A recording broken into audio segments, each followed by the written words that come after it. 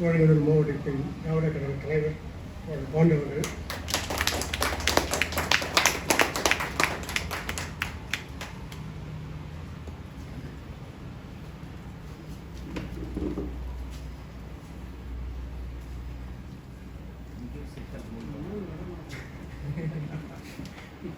நூல் அறுத்தாச்சு, துண்டில் சிக்கிய நூல், துண்டு நூல் அல்ல. தோழர்களே, இந்த எனக்கு முன்னால் கவிதைகள் வாசித்த கவிஞர்களே, கவிதை பித்தனின் தம்பி தோழர் பேரன்பவர்களே, ஏன்னா அவர் அந்த தொனி கவிதை பித்தன் அவர்களுடைய கவிதையில என்ன ஒரு நடை இருக்குமோ அந்த நடை இருந்தது. அந்த நடை இன்னும் உங்கள் நடை உயர்த்தட்டும் என்று வாழ்த்துகிறேன். முதல் முறையாக கவியரங்கத்தில் தலைமையேற்றிருக்கிறேன் என்றும் சொன்னார். ஆனால் முதல் முறையான கவிதை போலெல்லாம் தெரியவில்லை, ரொம்ப நல்லாவே எழுதுறாரு. அனைவரும் உற்சாகமாக கை தட்டலாம்.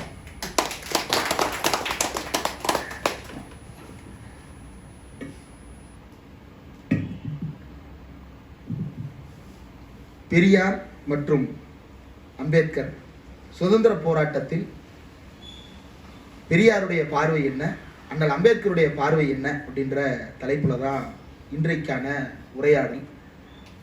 பெரியாருடைய பார்வையும் அம்பேத்கருடைய பார்வையும் என்று போவதற்கு முன்னால கொஞ்சம் சமகாலத்தில் என்ன நடக்குது அப்படின்றத ஒரு பார்வை பார்த்து விட்டு அதற்கு பிறகு அதற்குள்ள நுழையலாம் அப்படின்னு நினைக்கிறேன். எவ்வளவு நேரம் பேசலாம் தோழர்? அப்படிலாம் சொல்லிடாதீங்க தோழர். இப்படிதான் ஒரு கூட்டத்தில் தோழர் நீங்க மட்டும்தான் பேசுறீங்கன்னு சொன்னாங்க. ஓ நம்ம மட்டும் தானா அப்படின்னு சொல்லிட்டு பிரசன்டேஷன்லாம் எடுத்துட்டு போயிட்டேன். பிரசன்டேஷன் ரெடி பண்ண அது ஒரு 45 பக்கம் போயிருச்சு. அந்நேரத்தில் டயத்தை கால்குலேட் பண்ணல. ஒரு ஸ்லைடுக்கு 3 நிமிஷம் வச்சாலும் 45 ஸ்லைடுக்கு எவ்வளவு நேரம் ஆகுறது அப்படின்ட்டு அதற்கு பிறகுதான் உரைத்த. அது பார்த்தா 2.5 மணி நேரம் போயிருச்சு. அவ்வளவு நேரம் எல்லாம் எடுத்துக்கொள்ள தேவையில்லை. ஏனென்றால் இங்க இருக்கக்கூடிய தோழர்கள் எல்லோருமே முன்னணியில் இருக்கக்கூடிய தோழர்கள், முன்னணியாக நின்று படையை வழிநடத்தி சென்று கொண்டிருக்கின்ற தோழர்கள். ஆக பெரும்பான்மையாக நம்ம வெகுஜன கூட்டங்களில் பேசுவது போல ரொம்ப ஜனரஞ்சகமாக போவதற்காக நீண்ட விளக்கங்கள் அளிக்க வேண்டிய தேவை இருக்காது அப்படின்னு நான் நினைக்கிறேன். ஏன் இந்த முன்னணியில் இருக்கக்கூடிய தோழர்களோடு நாம் தொடர்ந்து உரையாட வேண்டும் அப்படின்னா, சமீபத்தில் கூட பல நண்பர்கள் கேட்டது உண்டு, இணையவழியிலேயே கலந்து உரையாடுவதற்கான எல்லா வாய்ப்புகளும் வசதிகளும் இருக்கும்போது எதற்காக தனிப்பட்ட முறையில் சந்திப்புகளும் ஏற்பாடு செய்யப்படுகிறது அப்படின்னு. இணையவழியில் பேசும் பொழுதும் இணையவழியில் கேட்கும் பொழுதும் நம்ம பல வேலைகள்ல இருக்கிறோம். ஒரு பக்கம் டீ சாப்பிட்டுட்டு இருப்போம், ஒரு பக்கம் கீழே பஜ்ஜியை வச்சிருப்போம், டக்குன்னு அதை ஆஃப் பண்ணிட்டு பஜ்ஜியை சாப்பிட்டுட்டு திருப்பி ஆன் பண்ணுவோம். பின்னாடி வேற கடைக்கு எப்ப போற அப்படின்னு வீட்டில் இருக்கும் தோழர்கள் கேட்டுக் கொண்டிருப்பார்கள். நடுவுல வேற குழந்தைகள் இருந்தால் என்ன என் முகம் தெரியுதுப்பா அப்படின்னு குறுக்க எட்டி பார்க்கும். வீட்டுல செல்ல பிராணிகள் வளர்த்தால் அது வேற காலை பிராணி நீ வெளியே கூட்டு போற நேரமாச்சே உள்ள என்ன பண்ணிட்டு இருக்கேன். இப்படியான தொந்தரவுகள் இல்லாமல் முழுக்க நாம் என்ன பேசுபொருளை எடுத்துக்கொண்டோமோ அதன் குறித்து மட்டுமே ஒரு சிந்தனை கொண்டு அது குறித்தான விஷயங்களை மட்டுமே கேட்டு அது குறித்து மற்ற தோழர்களோடு வெளியில் சென்று உரையாடுவது என்று வரும் பொழுது நேரடியான கூட்டங்கள் தான் அதற்கு பயன்படும். எனக்கு இந்த கூட்டம் ரொம்ப மகிழ்ச்சி அளிப்பது என்ன அப்படின்னா, ரொம்ப நாளா ஒரு ஆர்வம் உண்டு. இப்போ விஜய் சித்து விளாக்ஸ்ல இதெல்லாம் பார்க்கும்போது மொட்டை மாடியில் உட்காந்து ஒரு சினிமா ப்ரமோஷனே பண்றாங்க. அது ரொம்ப நல்லா இருக்குது. ஆனா நம்ம தோழர்களுடைய கலந்துரையாடல் அப்படின்னு வரும் பொழுது அரங்கங்கள் தேடி கண்டுபிடிக்கிறது ரொம்ப பெரும் போராட்டமா இருக்கு. சென்னையில அரங்கங்கள் இருந்தாலும் கூட அரசியல் கூட்டம் நடத்துகிற அரங்கங்கள் ரொம்ப சொற்பமான எண்ணிக்கையில் தான் இருக்கின்றன. அதுலேயும் சிறுபான்மையினர் நடத்துகின்ற அரங்கங்களாக இருந்தால் அவங்களே ரொம்ப சிரமப்பட்டு கொடுக்குறாங்க. நம்ம அந்த இடத்துல போய் நம்மளால சும்மா இருக்க முடிய மாட்டேங்குது, உணர்வு பங்கு ஏதாவது ஒன்று பேசிடுறோம். அதுக்கப்புறம் என்எஸ்ஏ வரைக்கும் அவங்க விசாரணைக்கு போக வேண்டியது. அப்போ அப்படியான நெருக்கடிகள் எல்லாம் தொடர்ந்து சமுதாயத்தில் உருவாகி கொண்டே இருக்கிறது. இந்த நெருக்கடிகள் உருவாவதற்கு பின்னால் இருக்கக்கூடிய அரசியல் என்ன என்பதையும் நாம் யோசிக்க வேண்டும். ஏனென்றால் இந்த நெருக்கடிகள், நாம் வெளியில் ஒரு கூட்டத்தை அரங்கத்தில் நடத்துகிறோம், அந்த கூட்டத்தை தந்த அரங்கத்தை சேர்ந்தவர்களுக்கு நெருக்கடி, அந்த கூட்டத்தை ஏற்பாடு செய்தவர்களுக்கு நெருக்கடி, அந்த கூட்டத்திற்கு விளம்பரம் கொடுத்தவர்களுக்கு நெருக்கடி, அந்த கூட்டத்தை பதிவேற்றி தங்களுடைய சேனலில் வெளியிட்டவர்களுக்கு நெருக்கடி என்று ஒவ்வொருவருக்கும் நெருக்கடி தரப்படுகிறது. இது எல்லாம் எதன் அடிப்படையில் கொடுக்கப்படுகிறது என்றால், யாரோ ஒருவருடைய மனம் புண்படுகிறது என்கின்ற அடிப்படையில் கொடுக்கப்படுகிறது. உன்னோட மனம் புண்படுவதற்கு இந்த நாட்டில் சட்டப்பூர்வமான அங்கீகாரம் இருக்கிறதா என்றால் அரசியலமைப்பு சட்டமே என்னுடைய மனம் புண்படாதபடி நீ நடந்து கொள்ள வேண்டும் என்று அங்கீகாரம் கொடுத்திருக்கிறது என்றுதான் அவன் கோர்ட்ல நிற்கிறான். என்ன அங்கீகாரம் கொடுத்திருக்கிறது? மதத்தை பரப்புவதற்கும் பேசுவதற்கும் எனக்கு உரிமை இருக்கிறது. Subject to public order morality and health. சரி, public order morality and health தானே? ஆமா, பப்ளிக் ஆர்டர் அப்படின்னு கொடுத்துருக்குதுல்ல. சரி, என்னடா பப்ளிக் ஆர்டர் அப்படின்னு கேட்டோம்னா, பப்ளிக் ஆர்டர்னா பொது ஒழுங்குக்கு நீங்க சீர்கேடு விளைவிக்கிறீங்க. என்ன ஒழுங்குக்கு சீர்கேடு விளைவிக்கிறோம்? மக்கள் எல்லோரும் இந்துக்கள், அந்த இந்துக்கள் மனம் புண்பட்டு அவர்களுக்கும் இன்னொரு சமுதாயத்தவருக்கும் கலவரம் ஏற்படுகின்ற வகையில் நீங்கள் செயல்படுகிறீர்கள். அப்படியா? அப்ப எதன் அடிப்படையில் தண்டிப்ப? சிஆர்பிசி, ஐபிசி, இப்ப பிஎன்எஸ், பிஎன்எஸ்எஸ், இதன் அடிப்படையில் தண்டிப்போம். அதுலயே அந்த தண்டனைகள்லாம் வருது. அதுல மனம் புண்படாதபடி பேசணும் அப்படின்னு போட்டிருக்கிறாங்க. அப்ப இந்த மனம் புண்படுவது எதன் அடிப்படையில் இந்த மனம் புண்படுதலை கோரி வருகிறார்கள் என்றால், பாரம்பரியம், பழக்கம், வழக்கம் அப்படின்ற அடிப்படையில் தான் இந்த மனம் புண்படுவது அப்படின்றத எடுத்துட்டு வர்றாங்க. இந்த பாரம்பரியம், பழக்கம், வழக்கம் ஆகியவற்றில் அரசு தலையீடு செய்ய முடியாதபடிக்கு ஒரு தடையை ஏற்படுத்தி வைத்திருக்கிறார்கள். இந்த புள்ளிதான் இன்றைக்கு வரைக்கும் திருப்பரங்குன்றத்தில் நடைபெற்றுக் கொண்டிருக்கிறது. அடுத்து மதுரையில் இருக்கக்கூடிய பாண்டி கோயிலுக்கு குறிவைத்திருக்கிறார்கள். இன்னும் இல்லாத கோயிலுக்கு எல்லாம் குறி வச்சிருக்கிறான். திண்டுக்கல்ல பெருமாள் கோயில் பட்டி, மயிலாடுபாறை, இந்த இது திண்டுக்கல்ல பெருமாள் கோயில் பட்டியில மண்டு கருப்பசாமி. நான் பல கருப்பசாமி கேள்விப்பட்டிருக்கேன். என்ன, சுடலமாட சாமி கேள்விப்பட்டிருக்கேன், சந்தன கருப்பு கேள்விப்பட்டிருக்கேன், சங்கிலி கருப்பு கேள்விப்பட்டிருக்கேன், ஊர் பேரை வச்சு மாளிகைப்பாறை கருப்பு கேள்விப்பட்டிருக்கேன், இடத்து பேரை வச்சு 18ஆம் படி கருப்பு கேள்விப்பட்டிருக்கேன். இதனடா மண்டு கருப்பு அப்படின்னு ரொம்ப புதுசா இருக்கு அப்படின்னு பார்த்தோம்னா, அதை அவன் தான் கண்டுபிடிச்சிருக்கிறான். மண்டையில எவ்வளவு மண்டி போயிருந்தா மண்டு கருப்புன்னு அதுக்கு பேர் வச்சு கோர்ட்டுக்கு போய், சரி உண்மையிலே கருப்பு சாமி தான் அங்க வச்சிருக்கிறானா, இது நடுகல்லாவது வச்சிருக்கிறானா, என்னமாவது வச்சிருக்கிறானான்னு பார்த்தோம்னா, அது இந்த தளம் போடுறதுக்கு போடுற பட்டியக்கல்ல எவனோ பேத்து ஓரத்துல போட்டிருக்கிறான். வாட்டமா இருக்கணும்னே பொட்டு வச்சு சாமியாக்கி, அதுக்கு ஜிஆர் சாமிநாதன் பழக்கம், வழக்கம், பாரம்பரியத்துக்கு மதிப்பு கொடுத்து மண்டு கருப்ப சாமிக்கு கார்த்திகை தீபம் ஏத்தணும்னு ஜட்ஜ்மெண்ட் கொடுக்குறாரு. கேட்டா அவங்களுடைய பழக்கம், வழக்கம்.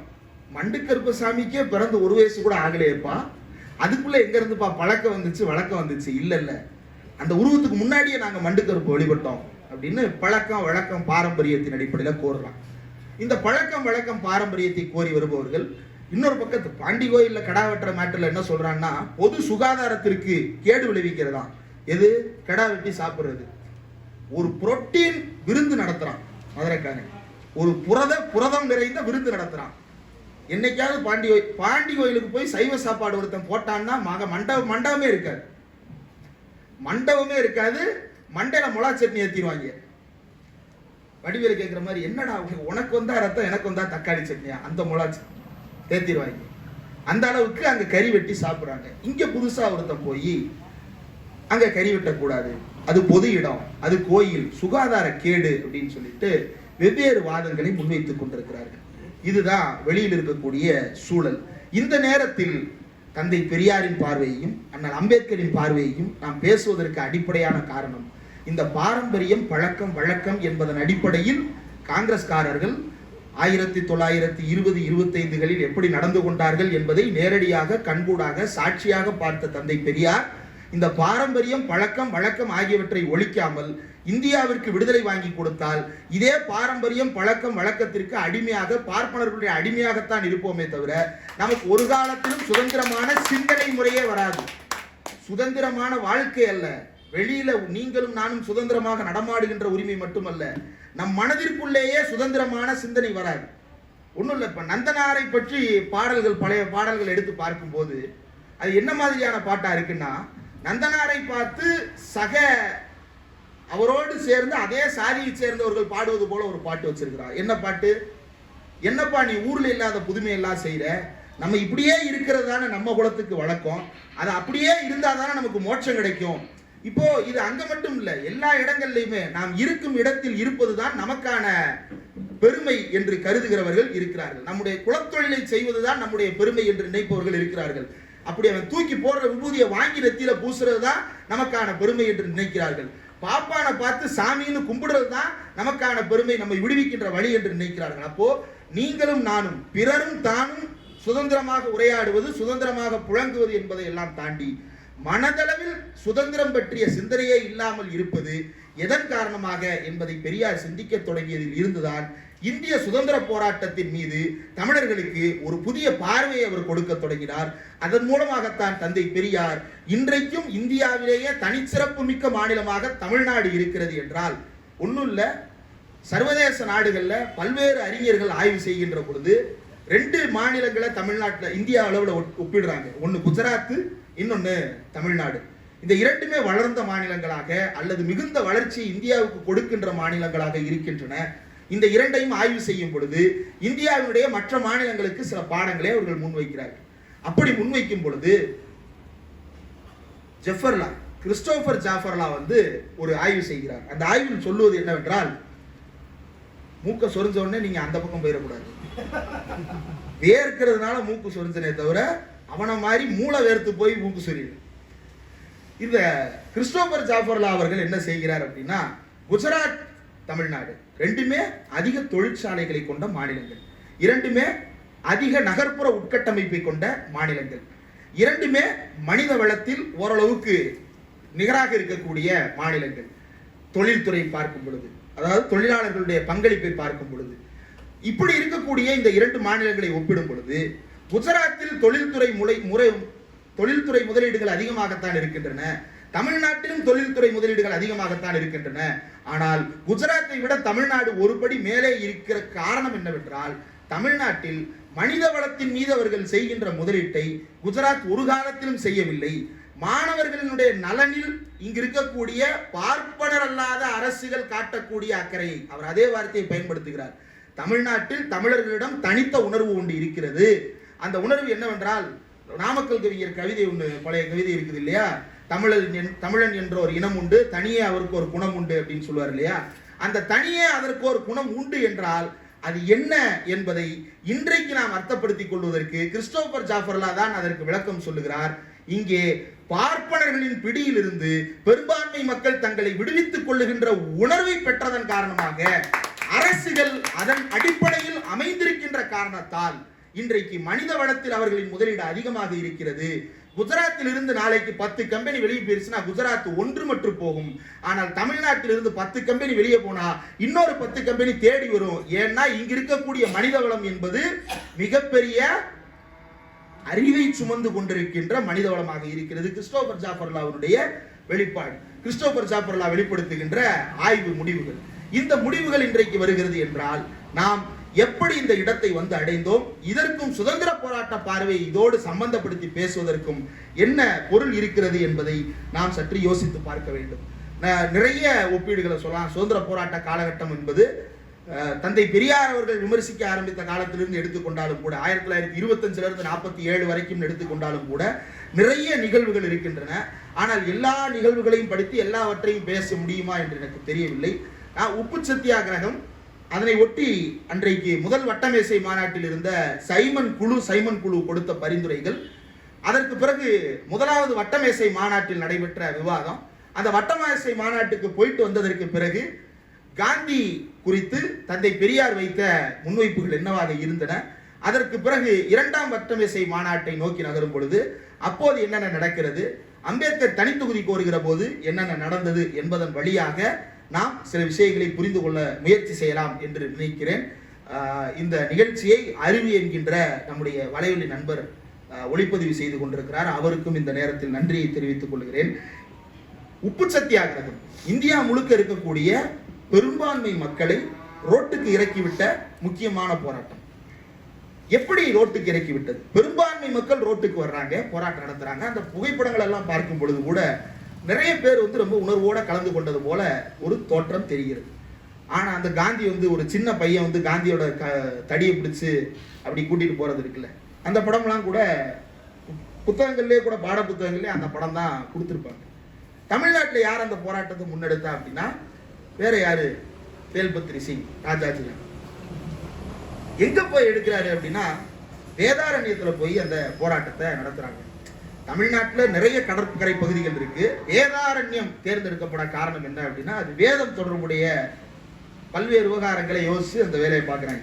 இப்போ அந்த விவகாரம் நடக்கும் பொழுது நடைபெற்ற உரையாடலில் காந்தி ஒரு முக்கியமான விஷயத்தை முன்வைக்கிறார். என்னவென்றால்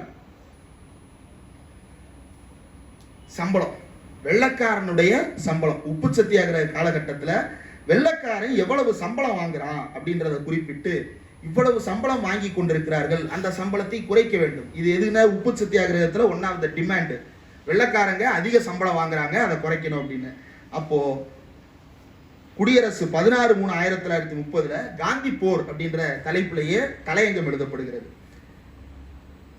வெள்ளைக்காரர்களின் கொள்ளைக்கும் இந்தியர்களே ஆதாரமாய் இருந்து அவர்களுக்கு உளவு சொல்லி கொடுத்து அவர்களிடமிருந்து பங்கு வாங்கவில்லையா? காந்திக்கு வைஸ்ராய் சம்பளமும் கவர்னர் சம்பளமும் சகிக்கவில்லையா? அதை குறைத்துக் கொள்ள வேண்டும் என்று அவர் கேட்கிறார். சத்தியாகிரகத்திற்கு இது ஒரு காரணம் என்று எழுதி இருக்கிறார். இந்திய தேசியவாதிகளும் காங்கிரஸ் தலைவர்களுமான திருவாளர்கள் சின்ஹாவின் சம்பளமும் சீனிவாச சாஸ்திரியாரின் சம்பளமும் சிபி ராமசாமி ஐயரின் சம்பளமும் கிருஷ்ணன் நாயரின் சம்பளமும் வெகு தர்மமானதும் நியாயமானதுமான சம்பளமா என்று நாம் அவரை திரும்ப கேட்கிறோம். இவர்களுக்கு இந்த சம்பளத்தை ஏற்படுத்தினவர்கள் இந்த காந்தியும் தேசிய காங்கிரசும் அல்லவா என்று கேட்கிறோம். 1920ஆம் வருஷத்திய சீர்திருத்தம் இந்த மகாத்மா காந்தியால் ஒப்புக்கொள்ளப்பட்டதும் வரவேற்கப்பட்டதும் தானா அல்லவா என்று கேட்கிறோம் அப்படின்னு அந்த தலையங்கத்தை எழுதியிருக்கிறார்கள். அன்றைக்கு இருந்த பார்ப்பனர்களுடைய சம்பளம் குறித்து ஒரு இது முன்வைக்கப்பட்டிருக்கிறது. கவியரங்கத்தில் பேசின தோழர் ஒரு கேள்வி கேட்டிருந்தார். என்னன்னா, இன்றைக்கு வரைக்கும் ஊழல் ஒழியாமலே இருக்கிறது அப்படின்னு சொல்லிட்டு. இன்றைக்கு வரைக்கும் ஊழல் என்னவாக இருக்கிறது? நம் கண்ணுக்கு முன்னால் நம்மிடம் முன்வைக்கப்படுகின்ற ஊழல்கள் யாரால் முன்வைக்கப்படுகின்றன, எப்படி முன்வைக்கப்படுகின்றன என்பதை நாம் சிந்தித்து பார்க்க வேண்டும். திராவிட முன்னேற்ற கழகத்தினுடைய இன்றைக்கு துணை பொதுச் செயலாளராக இருக்கிறார். அன்றைக்கு கொள்கை பரப்பு செயலாளராக இருந்தவர் நாடாளுமன்ற உறுப்பினர் அண்ணன் ராசா அவர்கள். ராசா அவர்கள் மீது ஊழல் குற்றச்சாட்டு. நாடாளுமன்ற உறுப்பினர் திமுகவினுடைய இன்றைய துணை பொதுச் செயலாளர் திமுக மகளிர் அணி தலைவர் கனிமொழி அவர்கள் மீது ஊழல் குற்றச்சாட்டு. இந்த இரண்டு பேரின் படங்களும் எத்தனை வகை வகையாக வரையப்பட்டு எத்தனை வகை வகையாக படம் பிடிக்கப்பட்டு ஊடகங்களால் வெளியிடப்பட்டன, என்னென்ன கதைகள் எல்லாம் எழுதப்பட்டன, எந்தெந்த தேசிய ஊடகங்கள் எத்தனை நாட்கள் அதனை முதல் பக்கத்தில் போட்டு ஜெயிலுக்கு உள்ள இருக்கிற மாதிரி போட்டோவே கிடையாது. ஆனா அவர்கள் முகத்துக்கு முன்னால் கம்பிகள் இருப்பது போல போட்டோவை எடிட் செய்து எத்தனை நாட்கள் எத்தனை ஆண்டுகள் அதை பரப்புரை செய்தார்கள். 2009 இருந்து தொடர்ந்து அதே பிரச்சாரம் நீண்டு கொண்டே இருக்கிறது. 2011 தமிழ்நாட்டில் இருக்கக்கூடிய தேர்தல் வரைக்கும் தொடர்ந்து நடத்தப்பட்டு கொண்டே இருக்குது. இந்த அளவுக்கு சித்ரா ராமகிருஷ்ணன், எத்தனை பேர் சித்ரா ராமகிருஷ்ணனை அறிந்தவர்கள்? கை தூக்குங்களேன். இங்க இருக்கிற தோழர்களே, இங்க இருக்கிற தோழர்கள்லயே 3% பேருக்கு கூட 10% பேருக்கு தான் சித்ரா ராமகிருஷ்ணன் யாருன்னு தெரிஞ்சிருக்கு. சித்ரா ராமகிருஷ்ணன் யாரு? செபியினுடைய தலைவராக இருந்தவர். அந்த செபியினுடைய தலைவராக இருந்த சித்ரா ராமகிருஷ்ணன் மின்னஞ்சலின் மூலமாக ஒருவரிடம் தொடர்ந்து உரையாடி கொண்டே இருந்திருக்கிறார். என்ன உரையாடி இருக்கிறார் என்றால், இன்றைக்கு எந்த பங்கு என்னவாக வெளியிடப்படும், அதில் எவ்வளவு வாங்கினால் என்ன லாபம் பெறலாம் என்பது வரைக்கும் அவர் பகிர்ந்திருக்கிறார். இது என்னன்னா, லாட்டரி விற்கும் போதே, சிம்பிளா சொல்லணும்னா, லாட்டரியை விற்கும் போதே இந்த லாட்டரிக்கு தான் விழுக போது, இந்த கடையில விற்கும், அது இத்தனை நம்பர்ல இருக்கும், நீ இத்தனாவது ஆளா போனேன்னா அவர்கிட்ட இதை வாங்கிடலாம் அப்படின்னு சொல்லி அனுப்புற மாதிரி அனுப்பி விடுறாங்க அந்த அம்மா. இதன் அடிப்படையில பல லட்சக்கணக்கான கோடிகள் இந்தியாவினுடைய பங்கு வர்த்தகத்தில் இருந்து மோசடி செய்யப்பட்டிருக்கிறது. சித்ரா ராமகிருஷ்ணன் கைது செய்யப்பட்ட போது ஒரு புகைப்படமாவது வெளியிடப்பட்டதா? இன்றைக்கு வரைக்கும் சித்ரா ராமகிருஷ்ணன் வழக்கு என்னவாக இருக்கிறது என்று நமக்கு தெரியுமா? முடிந்து போன 2G வழக்கை வைத்து போன நாடாளுமன்ற தேர்தல் வரைக்கும் பிரச்சாரம் செய்து கொண்டிருந்தார்கள் எல்முருகன், அண்ணாமலை போன்ற வகைராக்கள். ஆனால் சித்ரா ராமகிருஷ்ணன் வழக்கு என்ன ஆனது என்று பார்ப்பனர் அல்லாத நாமே மறந்து போகின்ற அளவுக்கு பார்ப்பனர்கள் தந்திரமாக செய்திகளில் அது வெளிப்படாமல் மறைத்து விட்டார்கள். அதானியின் ஊழல் குறித்து விவாதிக்கப்பட்ட போது அவர்கள் எடுத்து வந்த வாதம் தேசியவாதம். அந்த தேசியவாத பிரச்சனை என்ன அப்படின்றதையும் கூட இந்த உரையாடலில் சொல்லுகிறார். அப்ப அந்த உப்பின் மீது வரி போட்டதை பெரியார் ஏற்றுக்கொண்டாரா? இந்த கேள்வி அடுத்து கேட்பான். உப்பு சத்தியாகிரகத்தின் மீது பெரியார் விமர்சனத்தை முன்வைத்தார் என்றால், இதை காணொலியின் மூலமாக பார்த்து நாளைக்கு பரப்புறவன் பாருங்க உப்புக்கு வரி போட சொன்னார் பெரியார் அப்படின்னு சொல்லிட்டு திருச்சி பரப்புவான். பெரியார் ரொம்ப எளிமையாக ஒரு கேள்வியை கேட்டார். என்னவென்றால், உப்புக்கு வரி போட்டதை பற்றி இவ்வளவு கவலைப்படுகிறவர்கள் உப்புக்கு மட்டும்தான் அவன் வரி போட்டானா, வேறு எந்த பொருளின் மீதும் வரி போடவில்லையா? இதை வைத்து பார்ப்பனரல்லாத மக்களை இதற்குள்ளே இழுத்து விட வேண்டும் என்பதுதான் உங்களுடைய திட்டம். அப்படிப்பட்ட திட்டமானதில் கலந்து கொள்ளுகின்ற டாக்டர்களும், கலந்து கொள்ளுகின்ற வக்கீல்களும், கலந்து கொள்ளுகின்ற ஆசிரியர்களும், அதாவது உப்பு சத்தியாகிரகத்தை ஆதரிக்கின்ற டாக்டர்கள் எத்தனை பேர் பட்டியல் சமூக மக்களுக்கு வைத்தியம் பார்க்கிறார்கள்? உப்பு சத்தியாகிரகத்தில் கலந்து கொள்ளுகின்ற வக்கீல்கள் எத்தனை பேர் ஆலய பிரவேசத்திற்கு அனுமதி ஏற்று கோர்ட்டை கட்டி இருக்கிறார்கள்? உப்பு சத்தியாகிரகத்தில் கலந்து கொள்ளுகின்ற பார்ப்பன ஆசிரியர்கள் எத்தனை பேர் பார்ப்பனர் அல்லாத மாணவர்களையும் பட்டியல் சமூகத்து மாணவர்களையும் தங்களுடைய கல்வி நிலையங்களில் சேர்த்துக் கொள்ளுகிறார்கள்? இந்த கேள்விக்கு பதில் சொல்லுங்கள். அதற்கு பிறகு இந்த சத்தியாகிரகத்தில் என்னுடைய பங்களிப்பு என்ன என்பதை நான் பேசுகிறேன் என்று பெரியார் சொன்னார். இந்த கேள்வியில் பொருள் உண்டா இல்லையா? இவ்வளவு பேரும் உப்பை யார் அதிகம் பயன்படுத்துவது? உங்களுக்கு ஒன்று தெரியும்ல, கோயில்ல வந்து பச்சரிசி சாதம் படைப்பான், அதுல உப்பு போட மாட்டாங்க. பச்சரிசி சாப்பாடு சாமிக்கு படைக்கிறதுல உப்பு போட மாட்டாங்க. மடப்பள்ளி விவகாரங்கள் தெரிஞ்சவங்கள்ட்ட வேணா கேட்டு பாருங்க. அப்போ அவனுக்கு அவன் என்னைக்கு போட்டான்? அவனுக்கு உப்பை பத்தி கவலையே கிடையாது. அவன் வெங்காயம் பூண்டை பத்தியே கவலைப்பட மாட்டான். உப்பா பிரச்சனை. தோழர் வந்து இந்து உப்பு அப்படின்னு சொல்லிட்டு இந்து உப்பு அப்படின்னு சொன்னாரு. உப்பையாவது சோத்துக்கு நம்ம போட்டு பயன்படுத்துவோம், ஆனா அவன் போட மாட்டான். அப்படி உப்புக்கு சம்பந்தமே இல்லாத ஒருத்தன் உப்புக்காக நடத்திய போராட்டம் அப்படின்னு இந்திய வரலாற்றில் பதிவு செய்யப்பட்டிருக்கிறது. இந்த உப்பு சத்தியாகிரக காலகட்டத்தில் தந்தை பெரியார் எழுப்பிய கேள்விகள் மிகவும் முக்கியமானவை. என்னவென்றால் 1930 திருப்பூர்ல ஒரு மாநாடு போடுறாங்க. அந்த மாநாடு காங்கிரஸ் கோவை மாவட்ட மாநாடு. அந்த மாநாட்டில் ஒரு தீர்மானம் என்னவென்றால் தீண்டாமை விலக்கு தீர்மானம். இனி யாரும் நம்முடைய தோழர்கள் தீண்டாமை கடைபிடிக்க கூடாதுன்னு ஒரு தீர்மானம் போடுறாங்க. தீர்மானம்லாம் நிறைவேறியது. அந்த கூட்டத்தில் பேசிய தோழர்கள் என்ன பேசினார்கள், காங்கிரஸ் அன்றைக்கு என்ன பேசிக் கொண்டார்கள் என்பதை குடியரசு தலையங்கத்தில் பதிவு செய்திருக்கிறார். என்னவென்றால்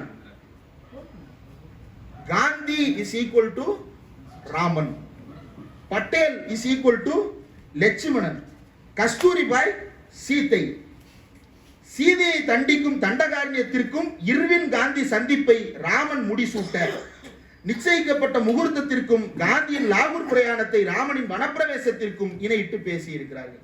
காந்தியை வந்து ப்ரொமோட் பண்றாங்க. என்னவா? காந்தி வந்து ராமன், கஸ்தூரிபா வந்து சீதை. இதுல வந்து தண்டகாரண்யத்தில் நடக்கின்ற போரை போலவும் தண்டகாரண்யத்தில் நடக்கின்ற போருக்கும் ராமன் முடிசூட்டு விழாவுக்கும் காந்தி இர்வின் சந்திப்பு, காந்தி இர்வின் ஒப்பந்தம். இந்த காந்தி இர்வின் ஒப்பந்தத்தை எதோடு ஒப்பிடுகிறார்கள் என்றால் ராமனுடைய முடிசூட்டு விழாவோடு ஒப்பிடுகிறார்கள். அதாவது காந்தியை ராமனோடு ஒப்பிட்டு மேடை ஏற்றுவது. ராமனின் ஆட்சி மனுவின் ஆட்சி. ராமன் யார் அப்படின்னு கேட்டோம் அப்படின்னா இல்ல அவர் வந்து சத்திரியர். அதேதான், அவனுக்கு தேவையான போது என்னென்ன வேண்டுமோ அன்னத்தையும் ஒப்பீடாக முன்வைத்து மக்களை மண்டையை கழுவுகின்ற வேலையை அவன் தொடர்ந்து செய்து வந்திருக்கிறான். இதை குடியரசில் சுட்டிக்காட்டி தந்தை பெரியார் எழுப்பிய கேள்வி 11 மே 1930, உப்பு இல்லாமல் ஒரு மனிதன் பல நாட்களுக்கு ஜீவிக்க முடியும். உப்பை விட தண்ணீர் இல்லாமல் ஒரு நாளைக்கேனும் உயிர் வாழ முடியாது.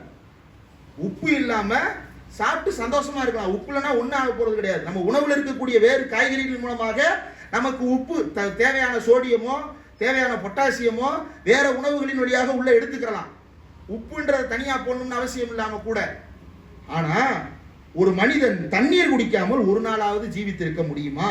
அப்படி இருக்க இந்த ஜீவாதாரமான தண்ணீரை கிணற்றிலிருந்து மொள்ள ஒட்டாமல் சாதியின் பெயரால் தடுக்கப்பட்டு எத்தனை லட்சம் மக்கள் இந்த ஜில்லாவில், அதாவது கோயம்புத்தூர்ல இந்த ஜில்லாவில் வாட்டமுற்று குட்டைகளிலும் பள்ளங்களிலும் தேங்கி கிடக்கும் அசுத்த நீரை குடித்து நோய்வாய்ப்பட்டு வருந்துகின்றார்களே, அவர்களுக்காக என்ன செய்தீர்கள் காந்தியவாதிகளே?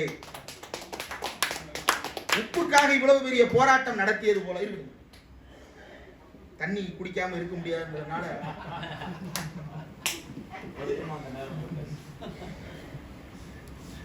நல்ல வேலை தண்ணியை கொண்டு வந்து உப்பள்ளி, ஏன்னா உப்பு இல்லாம தான் இருக்கலான்ட்டுமே. அப்போ இந்த உப்பு சத்தியாகிரகத்திலும் அதே போல சட்ட மறுப்பு இயக்கம் காந்தி நடத்துகிறார். சிவில் டிசோபீடியன்ஸ் மூவ்மெண்ட், அதையுமே வந்து காந்தி நடத்திய அந்த போராட்டத்தை பற்றி பெரியார் கடுமையான மாற்று கருத்துக்களை முன்வைக்கிறார். ஆனால் இந்த மாற்று கருத்துக்களை முன்வைத்தார், உப்பு சத்தியாகிரகத்தை விமர்சனம் செய்தார் என்றால் அவர் உப்புக்கு வரி போடணும்னு சொல்லல, உப்புக்கு வரி எடுக்கணும் தான். சிவில் டிசோபீடியன்ஸ் மூவ்மெண்ட், ஆமா பெரியாரே மார்க் பண்றாரு. என்ன சொல்றாரு அப்படின்னா, சிவில் டிசோபீடியன்ஸ்ன்றது பேசிக் ஹியூமன் ரைட்ஸ்ன்றாரு, பேசிக் சிவில் ரைட்ஸ்ன்றாரு. குடிமகனாகிய ஒருவன் சட்டத்தை மீறுவதற்கு அவனுக்கு உரிமை உண்டு அப்படின்னு பேசுறாரு. அவசரமா போறீங்க, ஒரு இடத்துல சிக்னல் போட்டிருக்கு, சிக்னலை தாண்டி போறதுக்கு அந்த அவசரத்தின் கருதி நமக்கு உரிமை உண்டா இல்லையா? ஆம்புலன்ஸ் அப்படிதானே போகுது. அப்ப ஆம்புலன்ஸ் வந்து சிவில் டிசோபீடியன்ஸ் பண்ணுதா? அப்போ தேவையின் கருதி நாம் மறுத்துக் கொள்ளுகிறோம், தேவையின் கருதி நாம் மாற்றிக் கொள்ளுகிறோம். அடிப்படையிலேயே இந்த சிவில் டிசோபீடியன்ஸ் சட்ட மறுப்பு என்பது மக்களுக்கு பேசிக் சிவில் ரைட் அப்படின்னு தந்தை பெரியார் வாதங்களை முன்வைக்கிறார். அப்பவும் கூட பெரியார் என்ன கேட்டார் என்றால், அரசாங்கத்தின் அடக்குமுறைகளையும் காவல்துறை நடத்திய துப்பாக்கி சூட்டையும் பெரியார் கடுமையாக எதிர்க்கிறார். அதில் அவர் சொல்லுவது என்னன்னா, இம்மாதிரியான சம்பவங்களில் சர்க்கார் தனது புத்திசாலித்தனத்தை உபயோகித்து தக்க பொறுப்பு எடுத்து நிரபராதிகளுக்கு துன்பம் நேராதபடி இயக்கத்தை சமாளிக்காமல் பெரும் துப்பாக்கி பலத்தையும் தடிப்பலத்தையும் கொண்டே அடக்க நினைத்ததானது கவலையற்ற தன்மை என்பதும் கடமையை சரியாக உணராத தன்மை என்பதும் நமது அபிப்பிராயம். நாகரிக சர்க்கார் என்று சொல்லிக் கொள்ளும் பிரிட்டிஷ் அரசாங்கத்திற்கும் கூன் பாண்டியனுக்கும் மனு ராமராஜ்யத்திற்கும் எந்த வேறுபாடும் இல்லை என்று பெரியார் சொல்லுகிறார். என்னன்னா, சிவில் டிசோபீடியன்ஸ் மூவ்மெண்டா இருக்கட்டும், உப்பு சத்தியாகிரகமா இருக்கட்டும், சட்ட மறுப்பு இயக்கம், உப்பு சத்தியாகிரகம் இரண்டிலும் கைது செய்யப்பட்டு பெரும்பான்மையாக சிறையில் அடைக்கப்பட்டவர்கள் பார்ப்பனர்களான மக்கள், பிற்படுத்தப்பட்ட மக்கள், பட்டியல் சமூகத்து மக்கள், அதாவது இந்த நாட்டினுடைய பெரும்பான்மை மக்களாகிய சூத்திரர்கள் தான் அதிகமாக தண்டிக்கப்பட்டு சிறைப்படுத்தப்பட்டார்கள், துப்பாக்கி சூட்டுக்கு பலியாகி இருக்கிறார்கள். பார்ப்பனர்கள் அப்படியான துப்பாக்கி சூட்டில் எங்கே போகிறார்கள்? இந்த பழைய படங்கள் எல்லாம் பார்த்தீங்க அப்படின்னா கடவுள் அவதாரங்கள் வந்து தோன்றுவதை பார்த்துருப்பீங்க. எப்படின்னா, அது வந்து ஒரு இடத்துல இருந்தெல்லாம் வராது, டுஷ்னு இறங்கும், அப்படி டுஷ்னு இறங்கி டுஷ்னு காணாமல் போயிடும். அப்படியான துப்பாக்கி சூட்டுகளில் காந்தியை பின்பற்றுகின்ற பார்ப்பன பலரும் டுஷ்னு இறங்கி டுஷ்னு போயிடுறான். ராஜாஜி எந்த துப்பாக்கி சூட்லையா சிக்கினாரா? அவர் தானே முன்னாடி நின்று நடத்தினார். ஏதாவது துப்பாக்கி சூட்ல சிக்கி இருக்கிறாரா? வித்து பெரியாரையாவது போராட்டம் நடக்கிறதுக்கு முன்னாடியே தூக்கி உள்ள வச்சிடறாங்க. ராஜாஜில வெளியே தான் சும்மா தான் சுத்தி இருக்கிறாரு, காந்தியை கூட உள்ள வச்சிருவாங்க. ராஜாஜி சும்மா தான் வெளியே சுத்தி இருக்கிறாப்புல.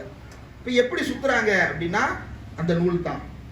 இப்போ அந்த போராட்டத்தில் பெரியார் எடுத்துக்கின்ற அந்த உதாரணம் ரொம்ப முக்கியமான. கூன்பாண்டியனை ஏன் காட்டுகிறார் என்றால், இன்றைக்கு மதுரையோடு தொடர்புடையதா இருக்கிறதுனால கூன்பாண்டியனை பற்றி நம்ம ஒரு சின்ன குறிப்பு. கூன்பாண்டியன் ஆட்சி காலத்தில் என்ன நடந்தது? கூன்பாண்டியனுக்கு பிணி வந்தது. அந்த பிணியை யாராலும் தீர்க்க முடியவில்லை. தீர்க்க முடியலன்னா மருத்துவம்னு யாரும் கிடையாது, நோயை தீர்க்கிறதுக்கு படிச்சவன்னு யாரும் கிடையாது, வேதம் மட்டும்தான் படிப்புன்னு திரிச்சிட்டு இருந்தவன். அவன் என்ன பண்ணியிருப்பான், கடைசியில் உடம்பு முடியலன்னா எல்லாத்துக்கும் ஏதோ ஒரு மூலிகை எடுத்து தேய்ச்சிருப்பான். அது ஏதோ தப்பான மூலிகை எடுத்து தேய்ச்சிட்டான் போல உடம்பு பத்திக்கிட்டு எரியுது, உடம்பெல்லாம் அனலா கொதிக்குது, ஏதோ ஒரு காய்ச்சலா இருந்திருக்கும். நோயினுடைய அறிகுறி தான் காய்ச்சலே தவிர காய்ச்சல் என்பது நோய் கிடையாது. இல்ல, இது இன்றைக்கு நவீன மருத்துவத்தின் அடிப்படையில் இருக்கிற புரிதல். அன்றைக்கு என்ன இருந்ததோ தெரியல. இப்போ உடனே ரெண்டு சைவ குரூப் ஒரு குரூப், சமண குரூப் ஒரு குரூப். கூன்பாண்டியன் வந்து சமணர்களை ஆதரிக்கிறாங்க. ஆதரிச்ச உடனே என்ன நடக்குது, ஒரு குரூப் உள்ள வந்து மயில் பீலி எடுத்து வருடி அருகதேவன் பாட்டு பாடி நோயே போன்னு சமணர்கள் வந்து பாட்டு பாடினாங்களாம். நோய் போகலையாம். சரி, என்னப்பா நடந்துச்சு அப்படின்னா, அடுத்து வந்து சைவர்கள் வந்தாங்களாம். சைவர்கள் வந்து உடம்புல அப்படி புஷ், யாரு ஞான சம்பந்தர் தலைமையில அப்படி வந்து இப்படி புஷ்ன்னு வந்து விபூதி அள்ளி போட்ட உடனே, குணம் பெற்றேன், நலம் பெற்றேன், என் உடல் சரியாகி விட்டது அப்படின்னு எந்திரிச்சிட்டாராம் பாண்டிய மன்னர். அப்ப இதுதான் சரி. அப்போ உடனே பாண்டியனுக்கு முன்னாடி சமணர்களுக்கும் சைவர்களுக்கும் ஒரே சண்டை. அல்ல, அவங்க ஏமாத்திட்டாங்க, இல்ல நீங்க ஏமாத்திட்ட, சரி ஒன்றும் புலவர்களுக்குள் போட்டி வேண்டாம், நாம வந்து என்னன்றதை பேசி தீர்த்துக்கலாம். அனல்வாதம் புனல்வாதம் கத்தா மிரட்டலா இருக்கும். அனல்வாதம்னா என்ன? நெருப்பிலிட்டு பொசுக்குவது. அவன் வந்து சைவ இலக்கியத்தை ஓலைச்சுவடியில் எழுதி அதை தீயில போடுவான். இவங்க வந்து சமண இலக்கியத்தை ஓலைச்சுவடியில் எழுதி தீயில போடுவாங்க. சமண இலக்கியத்தை போட்டவுடனே எரிஞ்சிருச்சான், ஏன்னா அது ஓலைச்சுவடி.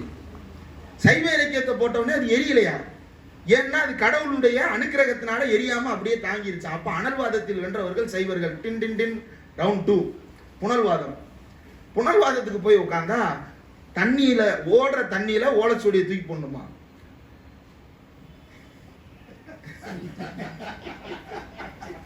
ஓடுற தண்ணியில ஓலைச்சுவடியை தூக்கி போடணுமா?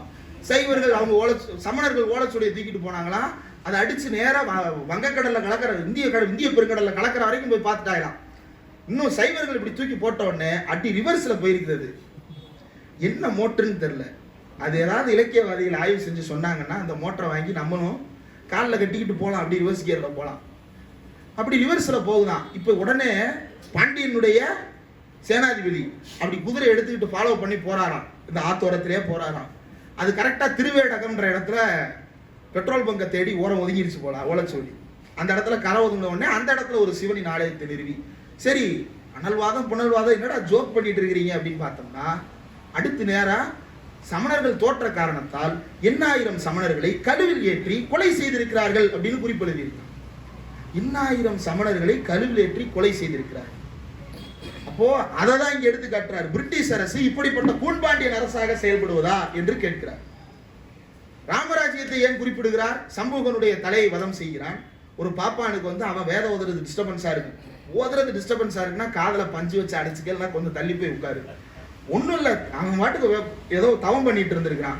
தட்டி எழுப்பி எப்பா கொஞ்சம் மெதுவா பாடு, எனக்கு ரொம்ப இதா டிஸ்டர்பன்ஸா இருக்கு. அவனுக்கு வந்து டிஸ்டர்பன்ஸ் வந்து சவுண்டுனால கிடையாது, அந்த ஃபிகர்னால தான். சூத்திரன் ஒருத்தன், சம்பூகன் அப்படின்ற சூத்திரன் ஒருத்தன், ஆதிவாசி ஒருத்தன் தலையில தொங்கிட்டு அவன் வந்து வேதம் பாடிட்டு இருக்கிறான்னா அவன் தலை உடம்புல இருக்கக்கூடாது, வெட்டி வீசிட்டான். அப்ப பார்ப்பனர்களுக்காக சூத்திரர்களை பலி கொடுக்கின்ற அரசாக எந்த அரசு இருந்தாலும் அந்த அரசை நான் கடுமையாக விமர்சிப்பேன். இதுதான் பெரியாருடைய நிலைப்பாடு. பிரிட்டிஷ் ஆதரவு என்றைக்கும் இல்லை. பிரிட்டிஷ் ஆதரவு என்பதை அவர் எப்படி சொல்லுகிறார் என்றால், பிற்பாடு தந்தை பெரியாரே விளக்குகிறார். இங்கிலாந்தில் இருக்கக்கூடிய அரசு என்பது 1-2 விஷயங்களை தவிர பல நேரங்களில் அது மனிதத்தன்மையோடு தான் நடந்து கொண்டிருக்கிறது. ஆனால் இந்தியாவை பொறுத்தவரையில் பிரிட்டிஷனுடைய வெள்ளைக்கார ஆட்சி என்பது மனிதத்தன்மையற்ற ஆட்சியாக இருக்கிறது என்பதை அறிவித்துக் கொள்வதில் எங்களுக்கு எந்தவித தயக்கமும் இல்லை என்பதை பெரியார் டிக்ளேர் பண்ணிட்டு தான் பேசுறாரு. ஓப்பனிங்ல வந்து கொஞ்சம் பரவாயில்லாம இருக்கிறான்னு சொன்னது யாருக்கு பரவாயில்ல? கூன்பாண்டியனுக்கு பரவாயில்ல, ராமராஜ்யத்துக்கு பரவாயில்ல அப்படின்றது தானே தவிர, அவன் 8000 பேரை கொன்னா இவன் கொஞ்சம் கம்மியா கொள்றான்ற அடிப்படையில தானே தவிர, பிரிட்டிஷ் நலம் கொள்கிறார்கள், வளத்தை எல்லாம் வாரி கொடுக்கிறார்கள், பொது உடைமையை நிறுவ பார்க்கிறார்கள் என்கின்ற காரணத்தால் அல்ல. பாப்பானுக்கு இவன் பரவாயில்லன்னு தான் சொன்னாரே தவிர இவனை ஒருபோதும் ஏற்றுக்கொண்டதாக அவர் எங்கும் சொல்லவில்லை. இன்னொரு முக்கியமான ஒரு விஷயம் என்ன அப்படின்னா, சைமன் கமிஷன். இந்த சைமன் கமிஷன் என்பது வரும்போது, சைமன் கமிஷன்ல பாய்காட் சைமன் அப்படின்னு சொல்லிட்டு சைமன் கமிஷனை காங்கிரஸ் அன்றைக்கு புறக்கணிக்க முடிவெடுக்கிறது. ஆனாலும் சைமன் ஆய்வு செய்துட்டு ரிப்போர்ட்டை கொடுத்தாரு. கொடுத்த உடனே அவன் பாருங்க, வெள்ளக்காரன் கூட ஜாயிண்ட் பார்லிமெண்டரி கமிட்டி போட்டு ஆய்வு பண்றான். வெள்ளக்காரன் எழுதின ஒரு கமிஷன் ரிப்போர்ட்டை வெள்ளக்கார பார்லிமெண்ட் ஜாயிண்ட் பார்லிமெண்டரி கமிட்டி போட்டு ஆய்வு செஞ்சு அதை பிரிட்டிஷ் பார்லிமெண்ட்ல பிரசன்ட் பண்ணுது. அந்த ஜாயிண்ட் பார்லிமெண்டரி கமிஷன்ல யாரையும் சஸ்பெண்ட் பண்ணதா குறிப்பு இல்லை.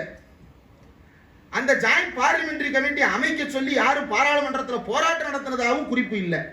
அவை இயல்பாகவே அதை பார்லிமெண்டரி கமிட்டிக்கு அனுப்பி, ஜாயிண்ட் பார்லிமெண்டரி கமிட்டிக்கு அனுப்பி அதை ஆய்வு செய்து பிரசன்ட் பண்ணிருக்காங்க. இப்போ இதுல காந்திக்கு கடுமையான விமர்சனம். காந்திக்கு கடுமையான விமர்சனம் அப்படின்னா ஏன் அந்த விமர்சனம் வருகிறது என்பதை தந்தை பெரியார் சுட்டி காட்டுகிறார். சைமன் குழுவினுடைய அந்த அறிக்கையை மிக விரிவாக அவர் தன்னுடைய குடியரசு ஏட்டில் பகுப்பாய்வு செய்து எழுதியிருக்கிறார். சைமன் கமிஷனுடைய அறிக்கையில் வரவேற்கத்தக்க கூறுகள்: 7.5 கோடி முகமதியருக்கு, இஸ்லாமியருக்கு வகுப்புரிமை அளிக்கப்படும். தாழ்த்தப்பட்டோருக்கு, இது இப்போது இருக்கக்கூடிய தாழ்த்தப்பட்டோருக்கு வகுப்புரிமை அளிக்கப்படும். 10,000 இந்துக்களுக்கு ஒரு பிரதிநிதி என்றால் 1,00,000 தாழ்த்தப்பட்டவர்களுக்கு ஒரு பிரதிநிதி என்று பரிந்துரைக்கப்பட்டிருக்கிறது. எனினும் தாழ்த்தப்பட்டோருக்கு வகுப்புரிமை என்பதை கொள்கை அளவில் ஒப்புக்கொள்ளப்பட்டுள்ளது. அடுத்த அரசியல் சீர்திருத்தத்திற்குள் மக்கள் தொகைக்கு ஏற்றபடி அவர்கள் பிரதிநிதித்துவத்தை பெற இது வழிவகுக்கும். சைமன் கமிஷன் வந்து போதுமான அளவுக்கு ரெப்ரசன்டேஷன் கொடுக்கல. மற்ற இந்துக்களுக்கு 10,000 பேருக்கு ஒரு பிரதிநிதின்னு வச்சிருக்கிறான். ஆனா தாழ்த்தப்பட்டவர்களுக்கு மட்டும் 1,00,000 பேருக்கு ஒரு பிரதிநிதின்னு வச்சிருக்கிறான். ஆனா அவன் கொள்கை அளவுல இவர்களுக்கு இடஒதுக்கீடு கொடுப்பது என்பதை உத்தரவாதப்படுத்துவதற்கு முன் வந்திருக்கிறான். அதே நேரத்தில் இன்னைக்கு வந்து 2024ல ஒரு சட்ட மசோதா நாடாளுமன்றத்தில் எதற்காக? பெண்களுக்கு 33% இடஒதுக்கீடு கொண்டு வருவதற்காக ஒரு மசோதாவை பாஜக கொண்டு வருகிறது. சரி, எப்ப கொடுக்க போற? இப்ப நாளைக்கு கொடுக்க போறியா? இல்ல இல்ல, 2031 சென்சஸ் எடுப்பாங்க. 31 சென்சஸ் ரிசல்ட் வரணும். அதுக்கப்புறம் ஆய்வு செய்து இந்த 33%. அப்புறம் எப்படி 33% பிக்ஸ் பண்ண? அது 15 வருஷத்துக்கு முன்னாடி எடுக்கப்பட்ட சென்சஸ்ல இருந்து நாங்க அந்த நம்பர் எடுத்தோம். இப்படி இன்னைக்கு வரைக்கும் பெண்களுக்கான அரசியல் பிரதிநிதித்துவத்தை உத்தரவாதப்படுத்துவதற்கு இந்த மோடி அரசு மோசடி செய்து கொண்டிருக்கிறது. இந்தியாவில் பெண்களுக்கான அரசியல் இடஒதுக்கீட்டை பெறுவதற்கு வாய்ப்பே இல்லாத ஒரு நிலை தொடர்ந்து கொண்டிருக்கிறது. இத சைமன் கமிஷன் 1930 முன்வைக்குது, பெண்களுக்கு இடஒதுக்கீடு என்று. பெண்களுக்கு மொத்த இடங்களில் 5 முதல் 10 வரை தரப்பட்டுள்ளது சைமன் கமிஷன்ல. பெரியார் அதையுமே விமர்சனத்தோட தான் இருக்கிறார். இது போதுமானது அல்ல, எனினும் அவர்களது உரிமையை ஒப்புக்கொண்டிருக்கிறார்கள், அதனால் நாம் இதை வரவேற்க வேண்டும். இந்த 3 காரணங்களுக்காக கூட இதை ஒப்புக்கொள்ளாமல் முற்றாக நிராகரிக்கிறார்கள் என்றால் பார்ப்பனர் அல்லாத மக்கள் அதிகாரத்திற்கு வந்து விடுவார்கள். அதிகாரத்திற்கு வந்துவிட்டால் நம்முடைய பார்ப்பன ராமராஜ்யத்தை நிறுவ முடியாது என்பது அவர்களுக்கு தெரிந்த காரணத்தால் சைமன் குழுவை பகிஷ்கரம் செய்கிறோம் என்று சைமன் குழுவுக்கு எதிரான போராட்டத்தில் ஈடுபட்டிருக்கிறார்கள். பார்ப்பனர் அல்லாத தோழர்களே, காந்தியை பின்பற்றுகின்ற சூத்திர மக்களே, உங்களுக்கு எதிராக காந்தி ஒரு சதியை செய்து கொண்டிருக்கிறார். நீங்களும் விடுதலை என்கின்ற பெயரில் கண்ணை மூடிக்கொண்டு ஆதரிக்கிறீர்களே, யாரிடமிருந்து விடுதலை வாங்க போகிறீர்கள்? எப்படி அந்த விடுதலையை வாங்க போகிறீர்கள்? நாளை பார்ப்பன ஆட்சி அமைந்தாலும் இன்றைக்கு நீங்கள் என்ன தொழிலை செய்து கொண்டிருக்கிறீர்களோ அதே தொழிலை தானே செய்ய போகிறீர்கள். புதிய தொழில் எதை செய்ய போகிறீர்கள்? உங்களுக்கு ஆட்சியில் பங்கு இருக்கிறதா? அதிகாரத்தில் பங்கு இருக்கிறதா? அதிகாரமிக்க பொறுப்புகளில் உங்களுக்கான இடம் இருக்கிறதா? எதுவுமே இல்லாமல் நீங்கள் எப்படி இந்த நாட்டில் சுதந்திரமாக வாழப் போகிறீர்கள்? இதுதான் பெரியார் முன்வைத்த கேள்வி. இந்த கேள்வியை தமிழ்நாடு 1925 ஆண்டிலிருந்து 2025 வரைக்கும் 100 ஆண்டுகளாக கேட்டுக்கொண்டே இருக்கிறது. ஆனால் இந்தியாவில் இருக்கக்கூடிய பிற மாநிலங்கள் இதை கேட்பதற்கு 2025 ஆயிருக்கிறது. இப்பதான் சாமிநாதனுக்கு எதிராக ஒரு இம்பீச்மெண்ட் மோஷனை கொடுத்தா எனக்கு ரொம்ப மகிழ்ச்சியாகவும் பார்ப்பதற்கே ரொம்ப புரிந்து கொள்வதற்கே ரொம்ப ஆச்சரியமானதாகவும் இருந்தது. என்ன அப்படின்னா, ஜி.ஆர். சாமிநாதன் என்கின்ற ஒரு நீதிபதி பல்வேறு விவகாரங்களில் அரசமைப்பு சட்டத்துக்கு விரோதமாக நடந்து கொண்ட காரணத்தால் அவரை பதவி நீக்கம் செய்ய வேண்டும் என்று நாடாளுமன்றத்தில் தமிழ்நாட்டினுடைய எம்பிக்கள் போய் மனு கொடுக்க போறாங்க. போகும்போது முலாயம் சிங் யாதவனுடைய மகன் கூட வர, உத்தரப்பிரதேசத்துல அவரு முதலமைச்சர் வேட்பாளராக நிற்க போகிறார். அடுத்த தேர்தலில் உத்தரப்பிரதேசத்துல அகிலேஷ் யாதவ் சிஎம் கேண்டிடேட். அந்த ஊர்ல இருக்கக்கூடிய சாதாரண படிப்பறிவில்லாத 10 வயசு பையன் கூட நீ எந்த தர்மம் பின்பற்றுகிறாய் என்று கேட்டால் சனாதன தர்மம், நான் ஒரு சனாதன ஹிந்து அப்படின்னு முன்னத்தோட சேர்த்து தான் சொல்ற வழக்கத்தை வச்சிருக்கிறான். அப்படி இருக்கக்கூடிய மாநிலத்தை சேர்ந்த ஒரு முதலமைச்சர் தமிழ்நாட்டு எம்பிக்களோடு சேர்ந்து சாமிநாதன் விவகாரத்தில் வந்து நோட்டீஸ் கொடுத்திருக்கிறாரு அப்படின்னா அந்த துணிச்சலை அவர் மனதில் ஏற்படுத்துவதற்கு 100 ஆண்டுகளாக தமிழ்நாட்டிலிருந்து ஒரு குரல் தொடர்ந்து ஒலித்துக் கொண்டே இருந்தது. இந்த 100 ஆண்டுகளாக ஒலிக்கின்ற குரலுக்கு தோழர் மாவோ அவர்களுடைய கதை ஒன்று இருக்கிறது. எனக்கு சமீபத்தில் தான் தோழர் மாவோனுடைய 3 சொற்பொழிவுகள், இந்த புத்தகம் நான் வாங்கினா அல்லது கீழே காற்று பதிப்பகத்தை கடந்து போகும்போது அவங்க எனக்கு பரிசளித்தாங்களா அப்படின்னு தெரியல. ரொம்ப நாளா பேக்லேயே வச்சிருந்தேன். முந்தா நேரத்து மதுரைக்கு ட்ரெயின்ல போகும்போது சரி இது ஒரு 25 பக்க புத்தகம் தானே, நம்மளும் மாவோவை பத்தி படிச்சதே இல்லையே, அதனால படிப்போம் அப்படின்னு சொல்லிட்டு இந்த புத்தகத்தை எடுத்துட்டு போனேன். பல விஷயங்கள்ல ஒற்றுமைகளை பார்க்க முடிகிறது அவர் சொன்னதற்கும் நாம் இங்கு செய்து கொண்டிருப்பதற்கும் இடையில. அதாவது ஒரு கதை, மலைகளை அகற்றிய மூடக்கிழவன் அப்படின்னு ஒரு கதை. அந்த மலைகளை அகற்றிய மூடக்கிழவன் கதை என்னன்னா, இதை வந்து மாவோ அவர்கள் வந்து தன்னுடைய கம்யூனிஸ்ட் கட்சியினுடைய 7வது தேசிய பேராயம் 1945 ஜூன் 11.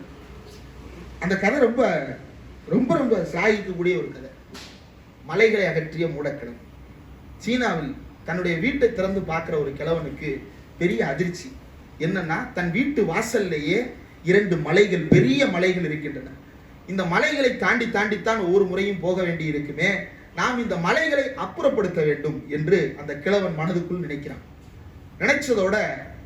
நினைச்சதோட இல்லாம வேலை செய்யறதுக்காக கையில மம்பட்டியும் கடப்பாரையும் எடுத்துட்டு அந்த மலையை போய் தோண்ட ஆரம்பிக்கிறான். அந்த மலையை தோண்ட ஆரம்பிக்கும் போது பக்கத்தில் இருக்கக்கூடிய நண்பர்களை சேர்த்து கொண்டு நீங்களும் தோண்ட வாங்க அப்படின்னு கூப்பிடுறான். எல்லாரும் மம்பட்டி எடுத்து தோண்டிக்கிட்டே இருக்காங்க. மம்பட்டி எடுத்து தோன்றான், கடப்பாறை வச்சு அடிக்கிறான், மம்பட்டியை வச்சு தோன்றான், கடப்பாறை வச்சு அடிக்கிறான். இதை பார்த்த ஒரு புத்திசாலி கிழவன் அவர்களிடம் வந்து, ஏன்பா உனக்கு ஏதாவது அறிவு இருக்கா? எவ்வளவு பெரிய மலை, நீ ஒரு சாதாரண கிழவன், நீ நாளைக்கு சாக போற, இப்படி ஒரு மலையை உன்னால தூக்கி அடிக்க முடியுமா, உடைக்க முடியுமா அப்படின்னு கேட்டபோது, நீ சொன்னது சரிதான், இந்த மலை ரொம்ப உயரமானது தான், என்னுடைய வாழ்நாளில் என்னால உடைக்கவே முடியாதது தான், ஆனா இந்த மலையால் இதற்கு மேல் வளர முடியாது. நான் இன்றைக்கு வெட்டுவேன், என் பேரன் நாளைக்கு வெட்டுவான், அவனுடைய பேரன் நாளைக்கு வெட்டுவான், வெட்டி கொண்டே இருப்போம். வெட்ட வெட்ட அது ஒரு அடி குறையுமே தவிர ஒரு அடி கூடுதலாக அது வளர முடியாது. ஒரு அடி கூடுதலாக அது வளர முடியாது. அதனால் வெட்டி சாய்த்தே தீர்வோம்னு சொன்ன உடனே கதை முடியல. கடவுள் மனமிறங்கி 2 தேவ தூதர்களை அனுப்பி அந்த மலையை தூக்கி கொண்டாராம். அது இல்ல பிரச்சனை. மாவு அதற்கு சொல்ற விளக்கம் தான் முக்கியமானது. கடவுள் தேவதூதர்களை அனுப்பி அந்த மலையை தூக்கி இருக்கலாம். அவர் அன்றைக்கு மாவோவுக்கு முன்னால் இருந்த 2 சிக்கல்கள், ஒன்று ஏகாதிபத்தியம், இன்னொன்று நிலப்பிரபுத்துவம். இந்த இரண்டும் தான் நம் முன்னால் இருக்கக்கூடிய மலைகள். இவ்விரு பெருமலைகளையும் அடியோடு பெயர்த்து எறிவதற்கு சீன கம்யூனிஸ்ட் கட்சி நெடுநாட்களுக்கு முன்பே தீர்மானித்து விட்டது. நாம் அயராது உழைத்து விடாது பாடுபட்டாக வேண்டும். அப்படி செய்தால் நாமும் கடவுளின் நெஞ்சை தொட முடியும். நமது கடவுள் வேறு யாரும் அல்ல, பறந்துபட்ட சீன மக்கள் அப்படின்னு அவர் சொன்னார். தமிழ்நாட்டிலும் இன்றைக்கும் இந்தியாவிற்கு இருக்கக்கூடிய 2 சிக்கல் தான். ஒன்னு எதிரி, இன்னொன்னு துரோகி. எதிரி பார்ப்பனர்கள், துரோகி பார்ப்பனிய அடிவரடியிலாக மாறி போன சூத்திரர்கள். இன்னைக்கு வரும்போது ஒரு வீடியோ பார்த்தேன். நடிகர் சரத்குமார் பாஜகவினுடைய செய்தி தொடர்பாளர் ஏதோ ஒரு பொறுப்பில் இருக்கிறார்.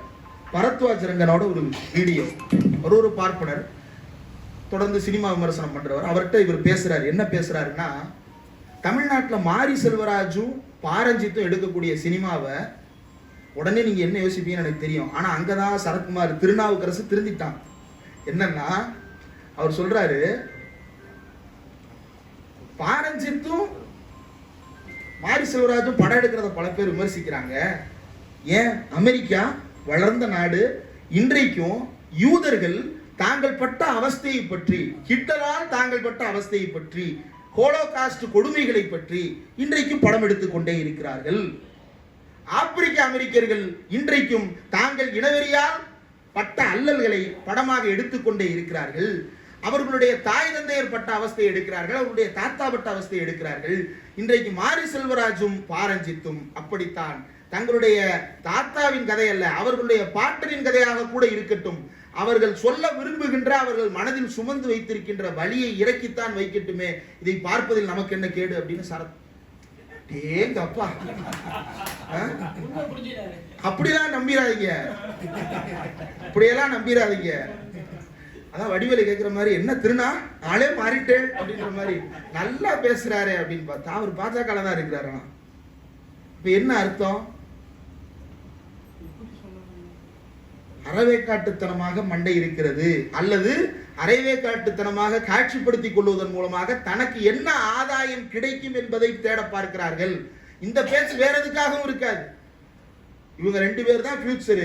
இவங்களுடைய அசிஸ்டன்ட் டைரக்டர்ஸ் தான் வருஷத்துக்கு 5 படம் எடுத்துக்கிட்டு இருக்கிறாங்க. நாளைக்கு சினிமாவில் நடிக்கணும்னா பிரதீப் ரங்கநாதன், யாரு தாலி மறுப்பை முன்வைத்த பிரதீப் ரங்கநாதனுடைய இயக்குனர் கீர்த்தீஸ்வரன் தான் வேணும். அது பேசலாம் பாரு. அது என்ன புரிதல் இருந்திருந்தா சரத்குமாரை கூட்டிட்டு போய் தாலி மறுப்பு வச்சு படம் கீர்த்தீஸ்வரன் அவர் ஓபனா பேசியிருக்கிறார். அந்த இயக்குனர் தமிழ்நாட்டில் இங்கேயும் ஒரு சாமி இருந்தாரு, அந்த பெரியார் எங்களுக்காக உழைத்தார், அந்த பெரியார் ராமசாமி எங்களுக்காக உழைத்தார், அவருக்காக நான் இதை செய்கிறேன் அப்படின்னு சொல்லிட்டு அவர் ஓப்பனா பேசுறார். அப்ப அடுத்து யார் படம் எடுக்கிறா? பாரஞ்சித்தினுடைய இளவல்கள் படம் எடுக்கிறாங்க, மாரி செல்வராஜனுடைய இளவல்கள் படம் எடுக்கிறாங்க. இப்ப அவன் தான் சினிமாவில் சான்ஸ் தரணும். இவருக்கு கொடுக்கலனாலும் ராதிகா மேடத்துக்காக கொடுப்பாங்கல்ல. இவர் ஏன் இன்னும் இளமையை மெயின்டைன் பண்ணிட்டே இருக்கிறாரு? படத்தான் நடிக்கதானே, 4 படம் நடிக்கணும், 150 வயசு வரைக்கும் வாழ போறாராம், கதை விட்டு இருக்கிறாரு. சரி வாழட்டும், நல்லபடியா வாழட்டும், ஆரோக்கியமா வாழட்டும். ஆமா, ஆனா அந்த மலையை உடைத்த மூடக்கிழவனாக வாழ போகிறாரா, புத்திசாலி கிழவனாக வாழ போகிறாரா என்பது அவர் கையில் இருக்கிறது. ஆனா ஏன் அதை பண்றாரு அப்படின்னா இது ஒரு ஏமாற்று வேலை. அங்க அதை பேசுறாருல்ல, அவர் ஊருக்குள்ள போய் யாராவது ஒருத்தர் இதே வழியா அவரிடம் பேசுவதற்கு அனுமதி உண்டா என்று கேட்டு பாருங்கள், அங்கு வேற கதையா இருக்கும். இதே சரத்குமார் சமத்துவ மக்கள் கட்சியினுடைய தலைவராக இருக்கும்போது அவருடைய மேடைகளில் பேசிய பேச்சுக்களை எல்லாம் எடுத்து பாருங்கள். அவ்வளவு சாதி வெறிபிடித்த பேச்சுக்களை அவர் பேசி இருக்கிறார், வெளிப்படையாக பேசி இருக்கிறார். அப்படிப்பட்ட ஆட்கள். இன்னொரு பக்கம் பாருங்க, எந்த பிரச்சனையா இருந்தாலும் இருக்கட்டும், உலகத்துல எந்த பிரச்சனையானாலும் இருக்கட்டும், இந்த இதுல ஒரு பிரச்சனை இருக்கு. இந்த சிவில் டிசோபீடியன்ஸ் மூவ்மெண்ட்லையும் சால்ட் உப்பு சத்தியாகிரக போராட்டத்திலையும் என்ன ஒன்று நடந்திருக்குது அப்படின்னா, அன்றைக்கு போலீஸ் கடுமையான அடக்குமுறைகளை கையாண்டிருக்கிறது மக்கள் மீது. அந்த கடுமையான அடக்குமுறைகளை எதிர்த்து காங்கிரஸ் பிரச்சாரம் என்ன பண்ணணும், வெள்ளக்கார போலீஸ் நம்மளை அடிச்சு கொள்றான் அப்படிதானே பேசியிருக்கிறோம். நீதி கட்சி அரசாங்கத்தின் போலீஸ் நம்மை ஒடுக்குமுறை செய்கிறதுன்னு பேசியிருக்கிறான். மக்கள்கிட்ட போய் நீதி கட்சி தான் போலீஸ வச்சிருக்குது, நீதி கட்சி சொன்னதன் பேர்ல தான், கவர்மெண்ட் நீதி கட்சி சொன்னதன் பேர்ல தான் போலீஸ் நம்ம மேல ஒடுக்குமுறை செய்கிறது அப்படின்னு பிரச்சாரம் பண்ணியிருக்கிறான். தந்தை பெரியார் அதை தன்னுடைய குடியரசு ஏட்டில் உடைத்து வெளியில் சொல்லுகிறார். என்னவென்றால், இரட்டையாட்சி முறையின் கீழ் நீதி கட்சி அரசாங்கம் செயல்பட்டுக் கொண்டிருந்த போது இப்படி நடக்கிறது. சென்னையில் சமீபத்தில் சட்டசபை கூட்டத்தில் போலீசார் நடவடிக்கைகளையும், சட்டசபை கூட்டத்தில் போலீசார் நடவடிக்கைகளையும் சர்க்காரின் போக்கையும், சர்க்காரின் போக்குனா பிரிட்டிஷ் சர்க்காரினுடைய போக்கு, கவர்னர் ஆட்சியினுடைய போக்கையும் கண்டித்து 3 நாட்கள்ல நீதி கட்சி 2 தீர்மானங்கள் கொண்டு வந்த பிறகும் கூட அதே முறையில் தடியடி பிரயோகம் நடக்கிறது என்றால் இந்த காரியத்திற்கும் சென்னை அரசாங்கத்தை நடத்துகின்ற நீதி கட்சிக்கும் என்ன தொடர்பு இருக்கிறது? இது குடியரசு 1931 பிப்ரவரி 1ஆம் தேதி எழுதின தலையங்கம்.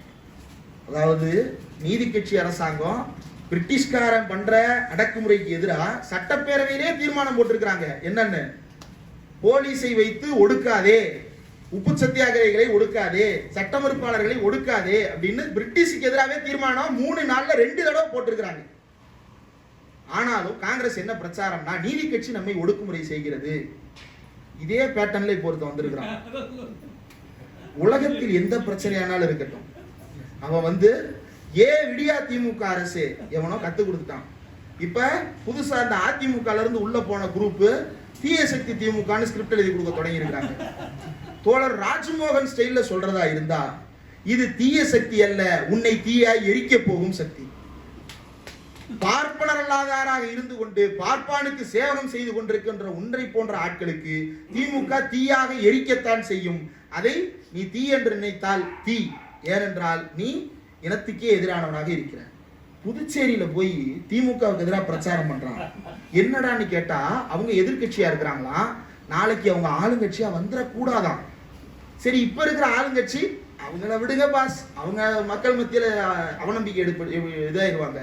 எப்படி? அதை திமுக பார்த்துக்கும், திமுகவை நான் பார்த்துப்பேன். பாண்டிச்சேரியா அதை பாஜக பார்த்துக்கும். அதான் ஏற்கனவே கண்ட்ரோல பூரா லெப்டினன்ட் கவர்னருக்கு எழுதி கொடுத்தாச்சு. இதுக்கப்புறம் நீ வயசுக்கு வந்தா என்ன, வரலேனா என்னன்ற கதையாக பாண்டிச்சேரியில நீ ஆட்சி அமைச்சா என்ன, அமைக்கிறேனா என்ன தெரியல. 87 என்ன பண்ண காத்திருக்குன்னு நம்ம எல்லாம் பொறுத்திருந்து பார்க்க வேண்டியது இருக்கிறது. அப்போ இப்படி ஒரு பக்கம் போய் கொண்டிருக்கிறது அன்றைக்கு இருந்த போக்கு. அப்ப இதுல அம்பேத்கர் அவர்களுடைய நிலைப்பாடு என்னவாக இருந்தது என்பதை யோசித்து பார்த்தால், அம்பேத்கர் இதில் மாறுபட்டு இருந்தாரா? சுதந்திர போராட்டத்தை அம்பேத்கர் எந்த அளவில் ஏற்றுக்கொண்டவராக இருந்தார், அல்லது இந்தியா என்கின்ற கருத்தாக்கத்தின் மீது அம்பேத்கர் என்ன மாதிரியான பார்வையை கொண்டிருந்தார், அது அரசமைப்பு சட்டத்திற்கு முன்னும் பின்னும் என்னவாக இருந்தது என்பதையும் சேர்த்து நாம் யோசிக்க வேண்டும். அரசமைப்பு சட்டம் உருவாக்கப்பட்ட காலகட்டத்தில் அம்பேத்கரை நேரடியாக அழைத்து பேசிய அன்றைய காங்கிரஸ் கொடுத்த வாக்குறுதி என்ன என்பதை நாம் மனதில் நிறுத்த வேண்டும். அம்பேத்கர் வெளியே வந்த பிறகு அம்பேத்கர் சொன்னது என்னவென்றால், நான் எழுதுகிறேன் அல்லது எழுத்துக்குழுவில் பணியாற்றுகிறேன் என்பதற்காகத்தான் அழைக்கப்பட்டேன். ஆனால் உள்ளபடியே நாங்கள் விவாதித்ததை விட ரகசியமாக கூட்டம் கூட்டி எங்களுக்கு எதிரானவர்கள் உள்ளுக்குள் வேறு வேறு வேலைகள் செய்து நான் கொண்டு வந்த தீர்மானத்தின் மீது எனக்கே தெரியாத வார்த்தைகளை சேர்த்து நாடாளுமன்றத்தில் அறிமுகப்படுத்துகிறார்கள், என்னை என்ன செய்ய சொல்லுகிறீர்கள் என்று அம்பேத்கர் கேட்டிருக்கிறார்.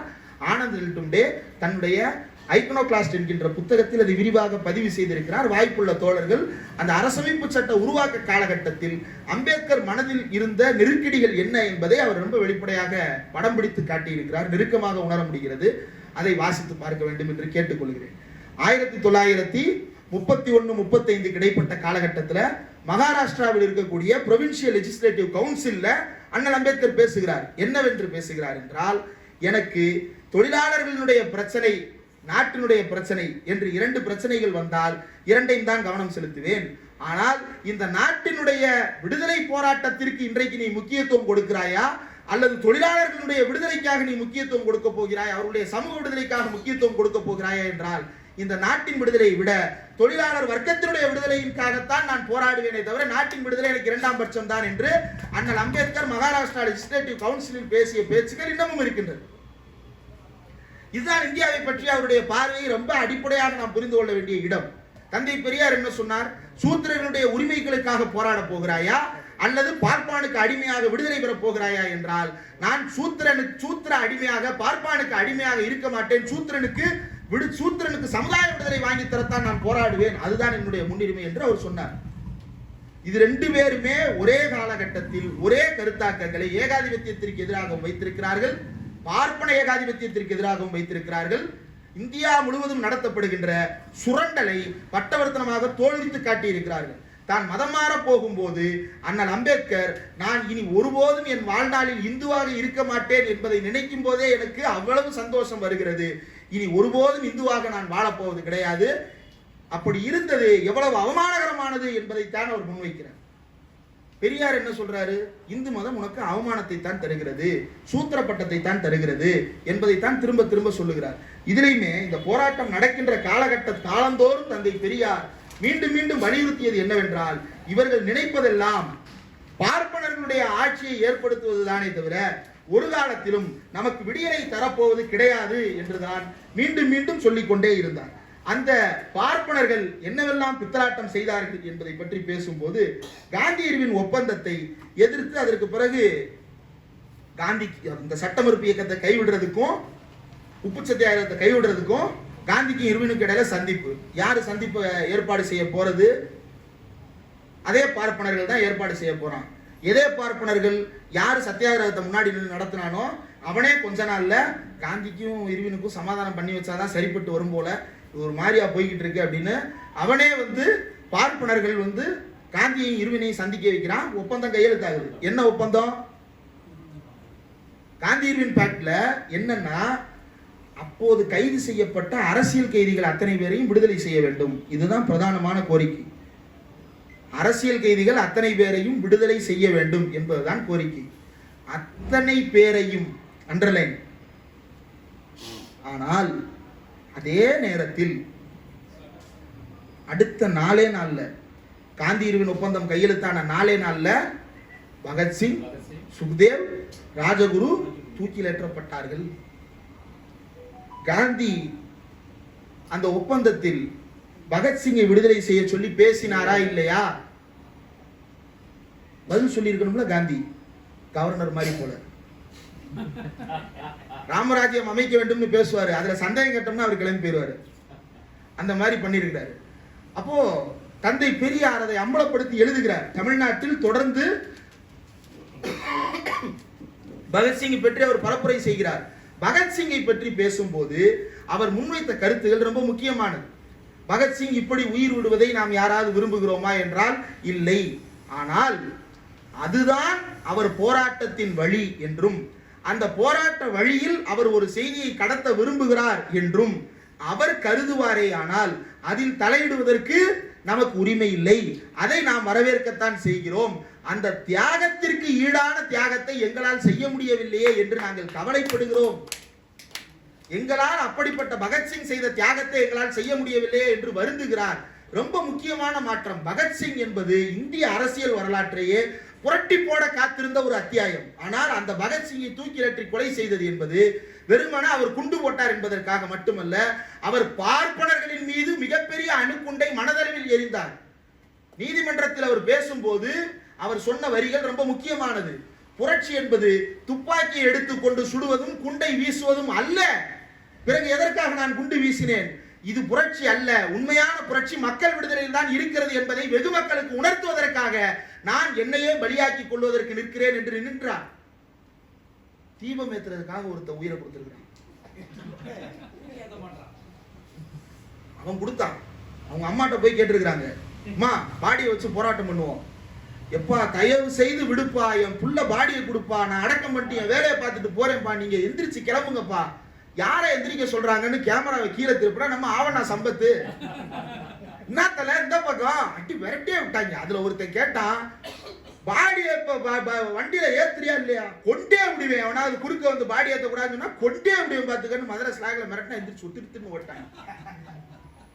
இப்போ எவ்வளவு சிதைவு இன்னைக்கு வரைக்கும் பூர்ணச்சந்திரன் போன்றவர்கள் செத்து கொண்டிருப்பதற்கு காரணம் என்ன? பண்பாடு, பாரம்பரியம், பழக்கம், வழக்கம், கஸ்டம்ஸ் அண்ட் யூசேஜஸ். இந்த கஸ்டம்ஸ் இதுதான் சூத்திரர்கள் இருக்கக்கூடிய ஒரே கஷ்டம். பகத்சிங் என்ன செய்கிறார்? அதுவரை நீங்க பகத்சிங்கரோடு உடன் இருந்த ஒரு தோழர் ஒருத்தர் சிவ் வர்மா அப்படின்னு நினைக்கிற அவருடைய பேரு, ஒரு புத்தகம் ஒன்று எழுதியிருக்கிறார். ஆங்கிலத்தில் இருக்கிறது, இணையத்தில் கூட இருக்கிறது, வாய்ப்பு இருப்பவர்கள் வாசித்து பாருங்கள். அதுல பகத்சிங்குக்கு முன்பு வரை இந்தியாவில் ரெவல்யூஷனரி போர்சஸ் அப்படின்னு இயங்கியவர்கள் யார்? நமக்கெல்லாம் பாட புத்தகத்தில் அறிமுகப்படுத்தப்பட்ட ஒரே ரெவல்யூஷனரி நேஷனலிஸ்ட் லீடர் யாரு? சுபாஷ் சந்திர போஸ். அவர் உண்மையிலேயே வந்து வேற. இதுக்குள்ள பாலகங்காதர திலகர், அவர்தான் கோகலே தலைமையிலான மாடரேட்டர்ஸையும் எதிர்த்து எக்ஸ்ட்ரீமிஸ்டா உடைச்சிட்டு வந்தாரு. எக்ஸ்ட்ரீமிஸ்ட்னா பயங்கரவாதி. அப்பா பெரும் பயங்கரவாதியா இருப்பார் போல. என்ன பயங்கரம் கேட்டீங்கன்னா ரொம்ப பயங்கரமா இருக்கும். அவர் கேட்ட பிறப்புரிமையே வேற. அவர் கேட்ட பிறப்புரிமையே வேற. சுதந்திரம் எனது பிறப்புரிமை என்று கேட்டது, சூத்திரனை ஒடுக்குவது என்னுடைய சுதந்திரம், அது என்னுடைய பிறப்பால் வந்த உரிமை. அவர் தெளிவாக தான் சொல்லியிருக்கிறார். படிச்சு பார்க்கும்போது அப்படிதான் தெரியுது. இவனுக்கு தான் நம்மளை ஏமாத்தி இருக்கிறானுங்க. பிற்பாடு இவங்களே தான் முதல் திலகரை திட்டி இருக்கிறாங்க. பிற்பாடு அந்த தரப்புல இருந்த ஆட்கள் எல்லாம் சமரசம் பண்ணி சேர்த்துக்கிட்டதுக்கு பிறகு என்ன பண்றது, அந்த ஆட்கள் என்ன பண்றதுன்னு சொல்லிட்டு சுதந்திரம் எனது பிறப்புரிமை என்று கேட்டவர் திலகர் அப்படின்னு சொல்லிட்டு நம்மள்ட்ட கொண்டு வந்து சேர்த்துட்டாங்க. வஉசி அந்த கேங்ல இருந்தவர் தான். வஉசி அவர்கள் திலகர் வழியில் எக்ஸ்ட்ரீமிஸ்டா உடைச்சிட்டு வந்தாரு. ஆனா உருப்படியான வேலை பார்த்தாரு. என்ன வேலை பார்த்தாருன்னா, இவனை மாதிரி திலகர் மாதிரி விநாயகர் பொம்மையை தூக்கி வச்சுக்கிட்டு, நீங்க வந்து இவன் சொல்றான்ல பண்பாடு, பாரம்பரியம், பழக்கம், பூச்சாண்டின்றான்ல, பூராமே பூச்சாண்டி தான். இந்தியாவில் எங்காவது ஒரு இடத்தில் இலக்கியத்திலோ அல்லது புராணங்களிலோ அல்லது இதிகாசத்திலோ விநாயகர் சதுர்த்தி என்று ஊர்வலம் கொண்டாடப்பட்டதாக வரலாறு இருக்கிறதா? ராமன் PhD படிச்ச கதை தான். அப்படி ஒன்று கிடையவே கிடையாது. இந்த திலகர் வகைராக்கள் தான் உருவாக்குகிறார்கள், உற்பத்தி செய்கிறார்கள், புதிய முறையை உற்பத்தி செய்கிறார்கள். எதுக்கா? மதத்தின் பேரால நாம தேசியவாதிகள்லாம் ஒன்று சேர்ந்தா தான் வெள்ளக்காரனுக்கு சந்தேகம் வராது அப்படின்ற ஒரு ஏமாற்று வேலையை வைத்துக்கொண்டு அப்பயே அவன் வந்து தர்கா வழியா தான் போயிருக்கிறான். பஞ்சாயத்து பண்றதுக்குன்னே கலவரங்களை ஏற்படுத்தி தான் போயிருக்கிறான். ஆனா வஉசி அந்த வேலையை பண்ணல. அவன் உண்மையிலேயே வஉசிக்கு வெள்ளக்காரன் எதிர்க்கின்ற உணர்வு இருந்தது. அன்னைக்கு நடந்த சண்டை என்ன? சூரத்தில் 1907 உடையுது ரெண்டா காங்கிரஸ். உடையும் போது என்ன நடந்துச்சு? வங்க பிரிவினை எதிர்த்து வங்கத்தில் மட்டும் போராடுவது மிதவாதிகள். இதேண்டா வங்கத்தில் மட்டும் போராடணும், நாடு முழுக்க பண்ணலாமே, அந்நிய பொருட்களை மொத்தமாக எரிக்கலாமே, நம்ம போட்டு அடித்தடி தூள் கலப்பலாமே, நல்லா இருக்கின்றது. இதையா இந்தியா முழுக்க பண்ணக்கூடாது? ஐயோ, நம்ம வெள்ளக்காரனை நேரடியாக பறிச்சிடக்கூடாது. யாரு? மிதவாதிகள், கோகலே தரப்பு மிதவாதிகள். நம்ம நேரடியாக பறிச்சிடக்கூடாது. அப்ப எப்பதான் பயிற்சிக்க போற? அதுக்கான காலம் ஒரு பொறுத்துருங்க. இந்த படம் பார்த்துருக்கீங்களா? ரஜினி முருகன். அதுல 3 பேரை பஞ்சாயத்து பண்ண கூட்டு போவாங்க. அந்த மாதிரி தான் இந்த மாடரேட்ஸ் வந்து போயிருக்கிறானுங்க. என்னடா பஞ்சாயத்து, பாயிண்ட் வரட்டும் அப்படின்னு வாயிலே கை வச்சு உட்காந்துருக்கிறேன். கடைசி வரைக்கும் பேசல. ஒரு செத்து போயிட்டார். கடைசி வரைக்கும் பாயிண்ட் வரட்டும்னு காத்துனே இருந்து போயிட்டார். வஉசி கப்பல் விட்டாரு. எப்படி விட்டாரு? இந்தியா முழுக்க இந்த எதிர்ப்பு போடணும்னு யார் தலைமையில முடிவு எடுக்கிறாங்க? திலகர் தலைமையிலான குரூப் முடிவு எடுக்குது. அப்ப வெள்ளக்காரங்க டைரக்டா கன்ஃபரன்ட் பண்ணணும்னா அவர் கண்டுபிடிக்கிறாரு, இவனுடைய பொருளாதாரம் தான் இவனுடைய பேஸ்மெண்ட் அப்படின்னா அந்த பொருளாதாரத்தை ஆட்டி பார்த்துருவோம். இந்தியர்கள் மத்தியில இந்திய பொருட்களுக்கு பெரிய வரவேற்பு இருக்குல்ல, நான் விடுறேன்டா கப்பல் அப்படின்னு சொல்லிட்டு கப்பலை விட்டாரு. அப்படி கப்பல் விட்டதற்கு எதிராகவும் பார்ப்பனர்கள் சதி செய்து கடைசியில் அந்த கப்பலை இழுத்து மூடி அவரை 2-3 வருஷம் ஜெயிலில் செக்கிலுக்கு வச்சு, செக்கிழுத்த போதும் கூட ஒரு சில பாரதியார் போன்ற ஒரு சிலர் வந்து போய் பார்த்ததாலாம் எழுதியிருக்கிறாங்க. கடைசியில் பாரதி ட்ராக் வேறையா மாறி 2 பேருமே திலகர் கேங்கு தான். பாரதியாரும் வஉசி 2 பேருமே திலகர் தான். ஆனா வஉசி எவல்யூஷன், வஉசி வந்து நல்ல பரிணாம வளர்ச்சியோடு வந்தார். அவர் என்ன செய்தார் அப்படின்னா, விடுதலைக்கு பிறகு அதுக்கு பிறகு பெரியாரோட சேர்ந்துக்கிட்டு 1920 இருந்து 25 வரைக்கும் இவங்களுக்கு வேலையே என்னன்னா, தமிழ்நாட்டில் எங்கெல்லாம் காங்கிரஸ் மாநாடு நடக்குதோ அங்க போய் இடஒதுக்கீடு கோரி தீர்மானம். எல்லா தடவையும் சீனிவாச ஐயங்கார் வகையராக்கள் நிராகரிப்பு நிராகரிப்பு நிராகரிப்புன்னு ரிஜெக்ட் பண்ணிட்டே இருந்திருக்கிறான். நீ யாரா என்னை ரிஜெக்ட் பண்றதுக்கு, நான் உன்னை ரிஜெக்ட் பண்றேன்னு தோன்றியதுதான் சுயமரியாதை இயக்கம். அந்த சுயமரியாதை இயக்கத்து பெரியாரைத்தான் வஉசி என்ன சொன்னார், எனக்கும் தலைவராக நீங்கள் இருக்கிறீர்கள் என்று பெரியாருக்கு வாழும் காலத்திலேயே படம் திறந்து வைத்து, பெரியாரை நீங்களும் தலைவராக ஏற்றுக்கொள்ளுங்கள், உங்களை போன்ற மகான்கள் தான் நாட்டுக்கு தேவை என்று பேசினார் வஉசி. அப்போ வஉசி உள்ளுக்குள்ள ஏற்பட்ட அந்த மாற்றம் இருக்குல்ல, அந்த மாற்றம் தான் பெரியார் கண்ட வெற்றி. ஒரு பெரிய உடைப்பை உள்ளுக்குள் நிகழ்த்தி கொண்டிருந்தார். இப்படி பல பேர் கிளம்பி இருந்தார்கள். அவர்கள் எல்லோருக்குள்ளும் பெரியார் ஒரு பெரிய மாற்றத்தை ஏற்படுத்தி கொண்டே இருந்தார். 1930களில் இந்த பிரச்சனைகள் வரும்போது பெரியார் மட்டுமல்ல, ஆர்.கே. சண்முகம் போன்றவர்கள் இதை பற்றி பேசுகிறார்கள். நாம் எந்த உரிமைக்காக போராடுகிறோம் என்பதை பற்றி ஆர்.கே. சண்முகம் உள்ளிட்டவர்கள் தொடர்ந்து பேசியிருக்கிறார்கள். இன்னொரு தண்டிச்சா முடிச்சிருவோம். ஆர்.கே. சண்முகம் எழுதின அந்த தலையங்கம் ரொம்ப முக்கியமானது. காரணம் என்னவென்றால், சுதந்திர போராட்ட காலத்தை பற்றி சுயமரியாதை இயக்கத்தினுடைய ஒட்டுமொத்த பார்வையை ரொம்ப எளிமையாக புரிந்து கொள்ளக்கூடிய அளவில் அது எழுதப்பட்டிருக்கிறது. எழுதப்பட்ட நாள் என்ன அப்படின்னா, மே மாதம் 1930. அப்போ வந்து என்ன நடக்குதுன்னா, ஈரோட்டில் வந்து சுயமரியாதை இயக்க மாநாடு நடக்கிறது, 2வது சுயமரியாதை இயக்க மாநாடு. அந்த மாநாட்டில் ஆர்.கே. சண்முகம் பேசுகிறார். என்ன பேசுகிறார் என்றால், அரசியல் சீர்திருத்தத்திற்கும் சமுதாய சீர்திருத்தத்திற்கும் தொடர்பு இல்லை என்று காங்கிரஸ்காரர்கள் பேசி வருகிறார்கள்.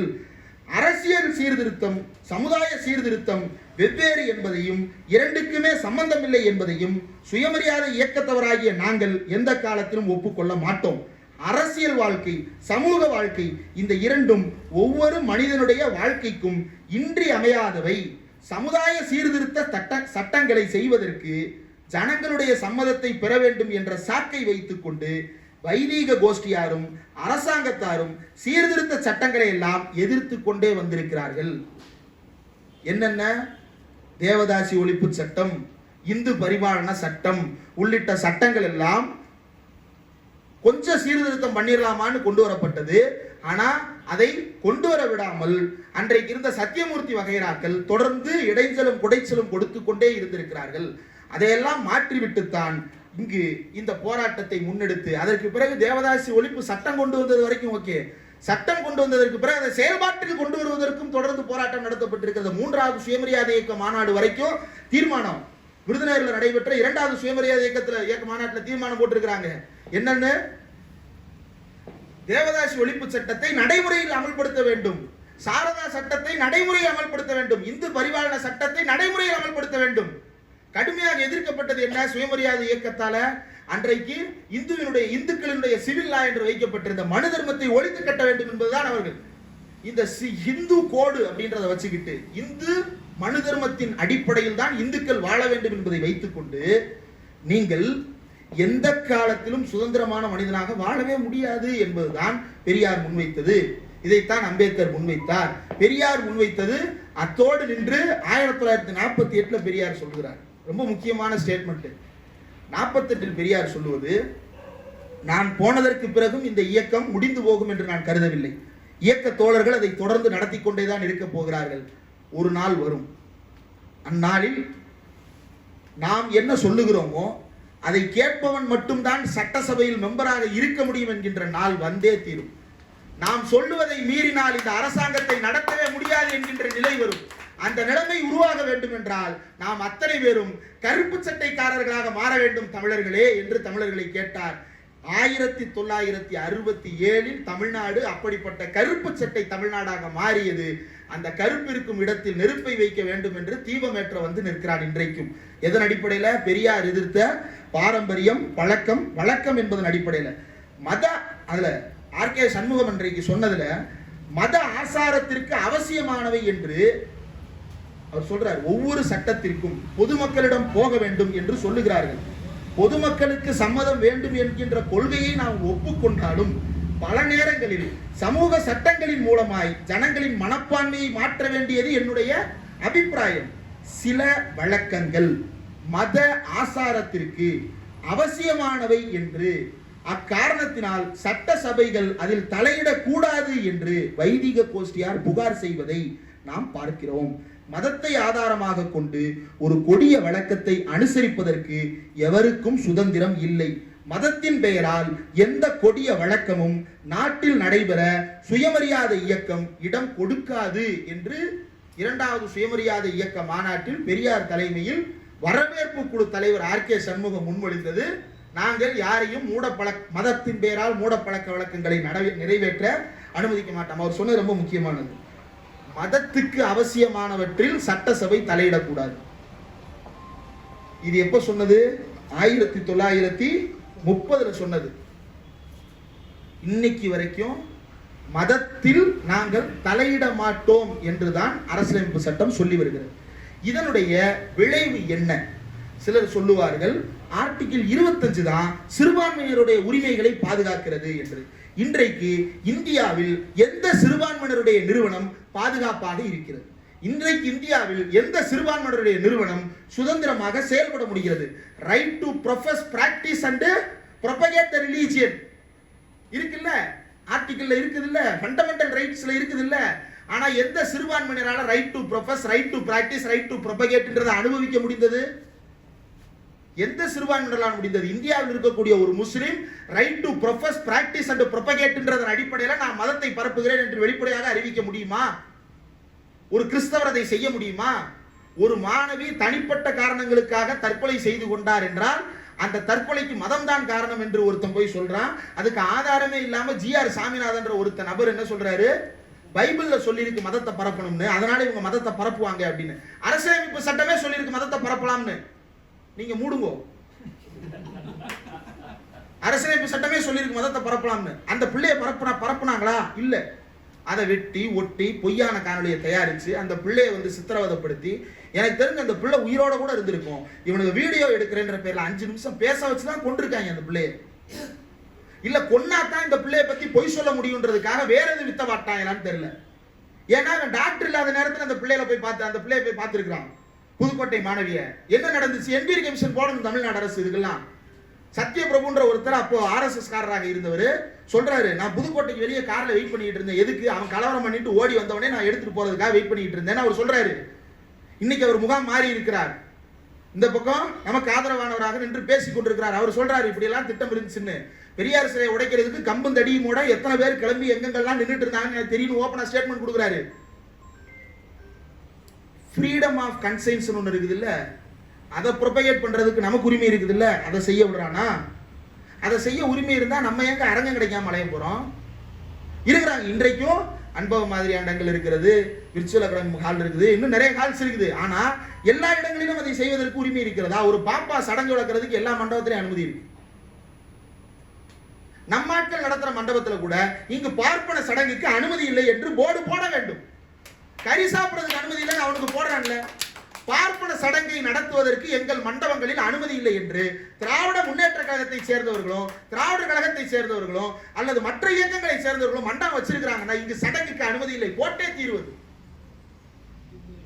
ஏற்கனவே திராவிடர் கழகத்தை சேர்ந்த பல பேர் தங்களுடைய மகால் வச்சிருக்கிறாங்க. அங்க யாருக்கு அனுமதி கொடுக்கிறது கிடையாது இந்த மாதிரியான மத ஆசாரங்களை கடைபிடிக்க. திவிகவுடைய அலுவலகங்களா இருக்கட்டும், அமைப்பினுடைய இடங்களா இருக்கட்டும், பல இடங்கள் அது அனுமதி இல்லை. ஆனா அப்படி அனுமதிக்கப்பட்டால் இனி கிடையாதுன்னு மாத்தணும். ஏன்னா பெரும்பான்மை பார்ப்பனர் அல்லாத திருமணம் செய்கின்ற வகுப்பை சேர்ந்தவர்கள் தான். திடீர்னு காசு வந்துருச்சு, பாப்பானு கொடுக்கறதுக்கு வந்துருச்சு அப்படின்னு சொல்லிட்டு பாப்பானுக்கு அள்ளி கொடுத்து கண்ணுக்கு முன்னாடி பார்ப்பனர்லாம், அதாவது சாதிய பழக்க வழக்கம்னு வச்சிருக்கிறான்ல, அவன் சாதியோட வழக்கமே என்னன்னா பாப்பா இல்லாம ஊர் பெரியவர் கல்யாணம் பண்றதுதான். அவன் இன்னைக்கு பாப்பானை கூப்பிடுறான். அப்ப பாப்பா உள்ள வர்றதுக்கு மட்டும் பழக்கமும் வழக்கமும் இடம் கொடுக்குது இல்ல.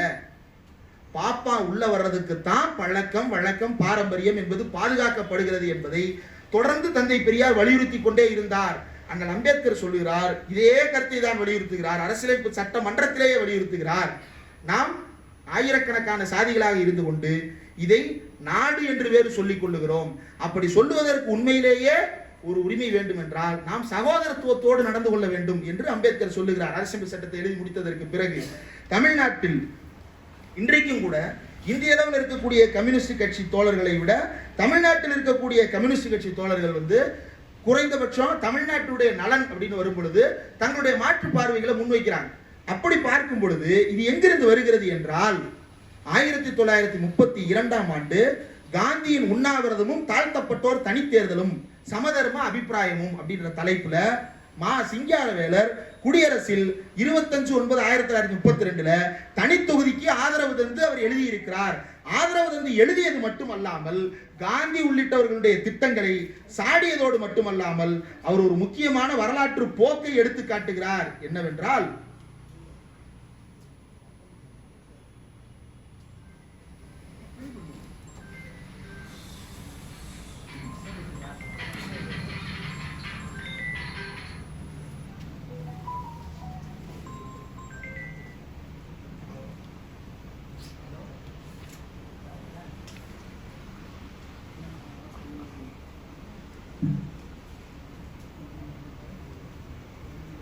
தனித்தொகுதியை ஆதரித்த அதே சிங்காரவேலர் தந்தை பெரியாரினுடைய இன்னொரு முக்கியமான விவகாரத்தையும் ஆதரித்திருக்கிறார்.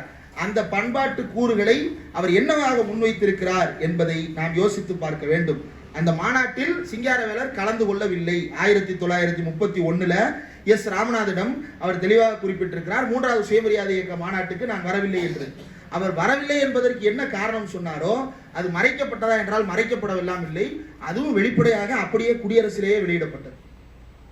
வெளியிடப்பட்டதற்கு பிறகு அந்த 3வது மாநாட்டில் நிறைவேறிய தீர்மானங்களை ஆதரித்து எழுதுகிறார் சிங்காரவேலர். என்னவென்றால், அறிவுக்கு ஆதாரமாகிய விஷயங்களை குறித்து நமது சுயமரியாதைக்காரர்கள் ஊக்கத்துடன் உழைத்து வருகின்றார்கள் என்பது மட்டுமின்றி மத விஷயங்கள் தற்கால உயர்வு தாழ்வுள்ள பொருளாதார நிலைமையை மக்கள் ஆதரித்து வருவதாலும் மதங்களை ஒழிப்பதே அறிஞர்களுடைய முதல் கடமையாகும்.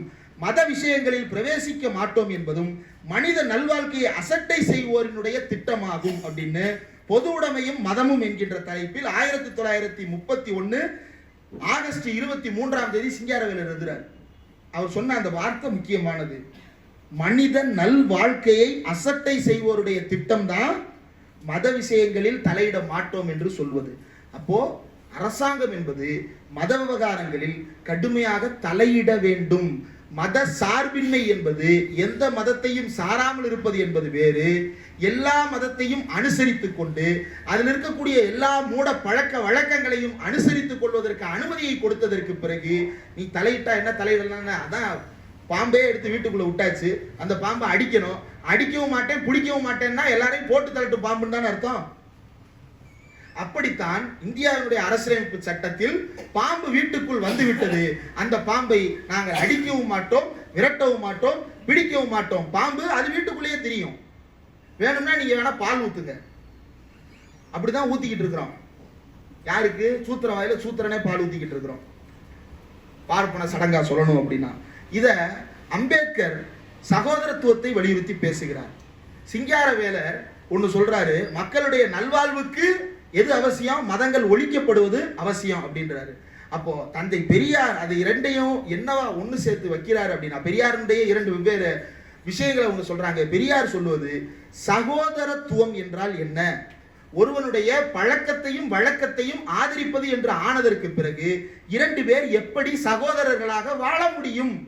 இந்து மதத்தை அங்கீகரித்து விட்டது அரசமைப்பு சட்டம், அவனுடைய பழக்க வழக்கத்தை அங்கீகரித்து விட்டது அரசமைப்பு சட்டம். அந்த பழக்கம் வழக்கம் என்ன சொல்லுகிறது? 4 வர்ணத்தை வலியுறுத்துகிறது. 4 வர்ணம் சாதிய படிநிலையை சொல்லுகிறது. அந்த சாதிய படிநிலையில் தாழ்த்தப்பட்டவனோடு அவனை ஊருக்குள்ள விடாத, அவனை கோயிலுக்குள்ள விடாத என்று வலியுறுத்துகிறது. இன்னொரு விஷயத்தை சொல்றார் தந்தை பெரியார், வலியுறுத்துவது இன்னொரு மேற்கோள் காட்டுகிறார். என்னன்னா, உப்பு சத்தியாகிரகம் நடந்த அதே காலகட்டத்தில், சட்டமறுப்பு இயக்கம் நடந்த அதே காலகட்டத்தில் 1931 குருவாயூர்ல இருக்கக்கூடிய அந்த குருவாயூர் கோயில்ல ஆலய பிரவேசம் பண்ணணும்னு கேளப்பண்ணு ஒரு ஆளு சாகுமுறை உண்ணாவிரதம் ஆரம்பிச்சிருக்கிறான். அதுக்கு மக்கள் ஆதரவு பெருகி அந்த சாகுமுறை உண்ணாவிரதத்தை தடுத்து நிறுத்த முடியாமல் கடைசியில பட்டியல் வகுப்பை சேர்ந்தவர்கள் உள்ளே நுழைய அனுமதி. எப்படி? அவங்க ஒரு டயத்துல உள்ள போயிட்டு வெளியே வந்துருவாங்க. வெளியே வந்த உடனே கோயிலை ஃபுல்லா தீட்டு கழிச்சு சுத்தம் பண்ணிட்டு அதுக்கப்புறம் மறுபடியும் அவங்க வந்தாங்க அப்படின்னா திருப்பி வெளியே போகும்போது எல்லாத்தையும் தீட்டு கழிச்சு சுத்தம் பண்ணிட்டு இப்படியாக அனுசரிக்கப்படுகிறது. இதுக்கு பேர் ஆலய பிரவேசம். இதை ஆதரித்து உப்பு சத்தியாகிரகத்துக்கு போனவர்கள் எவராவது இந்த கேளப்பனின் போராட்டத்திற்கு போனார்களா? சட்ட மறுப்பு இயக்கத்திற்கு போனவர்கள் யாராவது கேளப்பனின் போராட்டத்திற்கு போனார்களா? அவன் மறுக்க வேண்டும் என்று சொன்னது வெள்ளைக்காரன் போட்ட சட்டத்தை தானே தவிர மனுவின் சட்டத்தை அல்ல. மனுவின் சட்டத்தை ஏற்போம், வெள்ளையன் சட்டத்தை நிராகரிப்போம் என்பதுதான் நீங்கள் நடத்துகின்ற சத்தியாகிரகத்தினுடைய உட்பொருள் என்பதை தந்தை பெரியார் கண்டுபிடித்த காரணத்தால் இவர்களோடு சேராமல் நாம் சமுதாயத்தை சீர்திருத்துவதுதான் நோக்கம். அந்த நோக்கத்தை முதன்மையானதாக கொண்டு நாம் இந்த சமுதாயத்தில் தொடர்ந்து பணியாற்றுவோம் என்பதுதான் அவருடைய திட்டமாக இருந்தது. இதுல ரொம்ப முக்கியமானது, விருதுநகர் மாநாட்டில் WPA சவுந்தரபாண்டியன் ஆற்றிய உரை 1931 WPA சவுந்தரபாண்டியன் முன்வைத்த அந்த உரையில ரொம்ப அழகான ஒரு விஷயத்தை சொல்லி இருக்கிறார். இன்றைக்கு அது வேறு இயக்கத்துக்கு பொருந்தது, அன்றைக்கு அது வேறு இயக்கத்திற்கு பொருந்தி இருக்கிறது. காங்கிரஸ் ஒரு பழமையான ஸ்தாபனம் என்றும் அதில் சகல இயக்கங்களின் கொள்கைகளும் பொதிந்து கிடப்பதால் வேறு தனி இயக்கங்கள் வேண்டியதில்லை என்றும் வாதாடுகின்றார்கள். அன்னைக்கு சொல்லியிருக்கிறான், இப்பயும் தான் சொல்றாங்க. காங்கிரஸில் ஏன் இவ்வளவு கோஷ்டி அப்படின்னு கேட்டா, காங்கிரஸ் ஜனநாயக இயக்கம், இதில் எல்லோருக்கும் இடம் உண்டு. பாம்புக்கும் இடம் உண்டு, எலிக்கும் இடம் உண்டு. எலி வேண்டுமானால் தப்பித்துக் கொள்ளலாம், பாம்பிடம் வேண்டுமானாலும் மாட்டிக்கொள்ளலாம். அது பாம்பின் உரிமையும் எலியின் உரிமையும் இரண்டு பேரையும் வைத்திருப்பது எங்கள் வீட்டின் உரிமை. கட் பண்ணி விட்டுறியா? கொள்கை முரண்பாடுன்னு பேசுறாங்க. லைவ் போதா? ரைட், லைவா தோழர்? சரி, அது அன்றைக்கு இருந்தது, இன்றைக்கும் அப்படிதான். அவங்களே ஒத்துக்கிறாங்க. திருச்சி வேலுசாமின்னு ஒருத்தர் பேசுறாரு, கூட்டணியில தான் இருக்கிறாரு. ஆனா அவர் என்ன சொல்றாரு, திமுக கூட்டணிய தோற்கடிப்பதற்கு என்ன பேசணுமோ அதை பேசிட்டு திரிகிறாரு. கேட்டா நாங்க அப்படிதான் பேசுவோம். ஏன்னா இந்த வீட்டில் எலியும் வாழலாம், பாம்பும் வாழலாம். எலியிடம் மாட்டுவது பாம்பின் உரிமை. எலியிடம் மாற்றுறது எப்படின்னா பாம்புக்கு உரிமை ஆகும், அதுக்கு தீனிடாது. அப்போ அதை சொல்றாரு, காங்கிரஸ் தனக்கு எதிராக தோன்றும் வேறு ஸ்தாபனங்களை கொலை செய்யும் நயவஞ்சகமான மார்க்கமாக இது இருக்கிறது. பண்டைய காலகட்டத்தில் இந்து மார்க்கத்திற்கு போட்டி ஏற்பட்ட சமயங்களில் எல்லாம் அதன் கர்த்தாக்கள் இந்து மதத்தில் எல்லா கொள்கைகளும் உண்டு என்று கூறி மண்டையில் அடித்து வந்தார்கள். இடைக்காலத்தில் தோன்றிய புத்தர் இயக்கமும் இவ்வாறே நசுக்கப்பட்டது. அதுபோலவே நமது மாபெரும் தலைவர் ஈவே ராமசாமி அவர்களால் தோற்றுவிக்கப்பட்ட நமது சமதர்ம இயக்கத்தையும் சில விஷமிகள் நிலையற்ற கொள்கையுடையவர்களும் கராச்சி காங்கிரசின் பேரால் கொலை செய்ய பார்க்கிறார்கள். இன்னைக்கு RSS இதே வேலையை பார்த்து கொண்டிருக்கிறது. அப்போ காங்கிரஸ் அதைத்தான் பார்த்துச்சா அப்படின்னு இன்னைக்கு திருகலாக புரிந்து கொள்வதை விட சரியாக புரிந்து கொள்வது என்னவென்றால், பார்ப்பான் எங்கிருந்தாலும் இதே விசத்தனமான வேலையைத்தான் பார்ப்பான். அதனாலதான் அவன் பார்ப்பான், சமமா பார்ப்பான், நல்லா பார்ப்பான், நல்லா பார்ப்பான், பயங்கரமா பார்ப்பான். உன்னை பக்கத்துல உட்கார வச்சு பேச விட்டு பார்ப்பான். பாரதியையும் பெரியாரையும் மோத விட்டு பார்ப்பான். கம்யூனிஸ்டையும் திராவிட இயக்கத்தையும் மோத விட்டு பார்ப்பான். காங்கிரஸையும் பிஜேபியும் மோத விட்டு பார்ப்பான். ஏன் விஸ்வ இந்து பரிஷத்தையும் பிஜேபியுமே மோத விட்டு பார்ப்பான். அப்படி பார்த்துக்கிட்டே இருப்பான். அவன் எந்த வேலையை பார்ப்பான்? அவன் தன்னை மட்டுமே அதிகாரத்துல வச்சுக்கிறதுக்கு என்ன வேலையோ அதை மட்டும் பார்ப்பான். அதனால அவன் பார்ப்பான், சமமா பார்ப்பான், சமமா பார்ப்பான். என்னைக்கு உனக்கு கடப்பாறையத்தை புறாயின்னு தெரியலடே, பாட்டி இப்படி பேசிட்டு திரி. அடுத்து இன்னொன்னு சொல்றாரு WPA, புனித இயக்கங்களை ஒழிக்க நம்மிடம் மந்திரம் இல்லை. புனித இயக்கங்களை ஒழிக்க நம்மிடம் மந்திரம் இல்லை, ஆனால் அவைகளையே வேறறுப்பது நமது கடமை. இக்கடமையை பூர்த்தி செய்ய பல நூற்றாண்டு வரை பொறுத்திருக்கும் பொறுமையும் நம்மிடம் இல்லை. ஆகையால் நம்முடைய ஆசையை சீக்கிரம் நிறைவேற்ற மார்க்கம் உண்டா? உறுதியாக உண்டு என்று நான் திட்டவட்டமாக திடமாக கூறுவேன். அமெரிக்காவில் வாஷிங்டனும், ஐரோப்பாவில் மார்ட்டின் லூதரும், ஆசியாவில் அலெக்சாண்டரும் தங்கள் லட்சியங்களை அடைந்தார்கள் என்று சரித்திரம் கூறவில்லையா? ரஷ்யாவில் லெனினும், துருக்கியில் கமாலும், சைனாவில் சன்யாட்சனும் தங்கள் ஆயுள் காலங்களில் தங்கள் உழைப்பின் பயனை அனுபவிப்பதை நாம் நிதர்சனமாக காண்பதில்லையா? மத ஆதிக்கத்தை வீழ்த்துவதற்கு பிற நாட்டு சமூக புரட்சி இயக்கங்களின் அனுபவங்களிலிருந்து கற்றுக்கொள்ள வேண்டும். நாம் வாழுகின்ற காலத்திலேயே இந்த சுயமரியாதை இயக்கத்தினுடைய லட்சியங்கள் நிறைவேற காண்போம் என்று WPA சவுந்தரபாண்டியன் அன்றைய மாநாட்டில் குறிப்பிட்டு பேசியதனுடைய பொருள் ரொம்ப முக்கியமானது. நம்மிடம் நீண்ட காலம் இல்லை. ஏனென்றால் நாம் எவ்வளவு காலம் தாழ்த்துகிறோமோ அவ்வளவு சூத்திரர்கள் சாகிறார்கள். நாம் எவ்வளவு காலம் தாழ்த்துகிறோமோ அவ்வளவு காலம் புதிய புதிய சூத்திரர்கள் உற்பத்தி செய்யப்படுகிறார்கள். அப்ப இந்த புதிய புதிய சூத்திர முண்டங்கள் உற்பத்தி ஆகாமல் தடுப்பதற்கு நாம் ஒரு புரட்சியை நிகழ்த்தியாக வேண்டும். அந்த புரட்சி என்ன புரட்சி என்றால் அதைத்தான் அண்ணல் அம்பேத்கரும் வலியுறுத்தினார், பெரியாரும் வலியுறுத்தினார். மண்ணுருண்ட மாளவியா கதை தெரியும்ல, தோழர்கள் எல்லாருக்கும் தெரியும். ரொம்ப டீட்டெயிலா போக வேண்டாம். இங்கிலாந்துக்கு போறாங்க. இங்கிலாந்துக்கு போறவன் எதை எடுத்துட்டு போகணும்? சொட்டர் எடுத்துட்டு போகணும். சம்மரா இருந்துச்சுன்னா காட்டன் கிளாத்ஸ் எடுத்துட்டு போகணும், ஷூ எடுத்துட்டு போகணும். வெள்ளைக்காரனை பார்க்க போறேன் டை கட்டு போகணும், கோட் போட்டு போகணும். ஆனா கடல் தாண்டக்கூடாது, என்ன பண்றது அப்படின்னு சொல்லிட்டு மண்ணுருண்ட ஒரு கை மண்ணும் ஒரு கை கங்கா ஜலமும் எடுத்துட்டு அப்படி போறாரு. ஏன் இந்தியாவே நான் கையோட கொண்டு வர்றேன் அப்படின்னு. அதனால இந்த பட்டப்பேர் வைக்கிறதுல பெரிய ஸ்பெஷலிஸ்டா இருக்கு. மண்ணுருண்ட மாளவியான்னு பேரு. மண்ணுருண்டை மாளவியா, பேரே மண்ணுருண்டை மாளவியா. இந்த மண்ணுருண்ட மாளவியா மற்றும் சிலர் வந்து அம்பேத்கரை வந்து ஒரு நிகழ்ச்சிக்கு கூப்பிடுறாங்க. நிகழ்ச்சிக்கு கூப்பிடுறவன் அம்பேத்கர் என்ன பேசுவார்னு தெரிஞ்சுதானே கூப்பிடுறாரு. அம்பேத்கர் எந்த காலத்திலையும் சாதி ஒழிப்புல மாறாத நிலையோட தான் இருந்தாரு.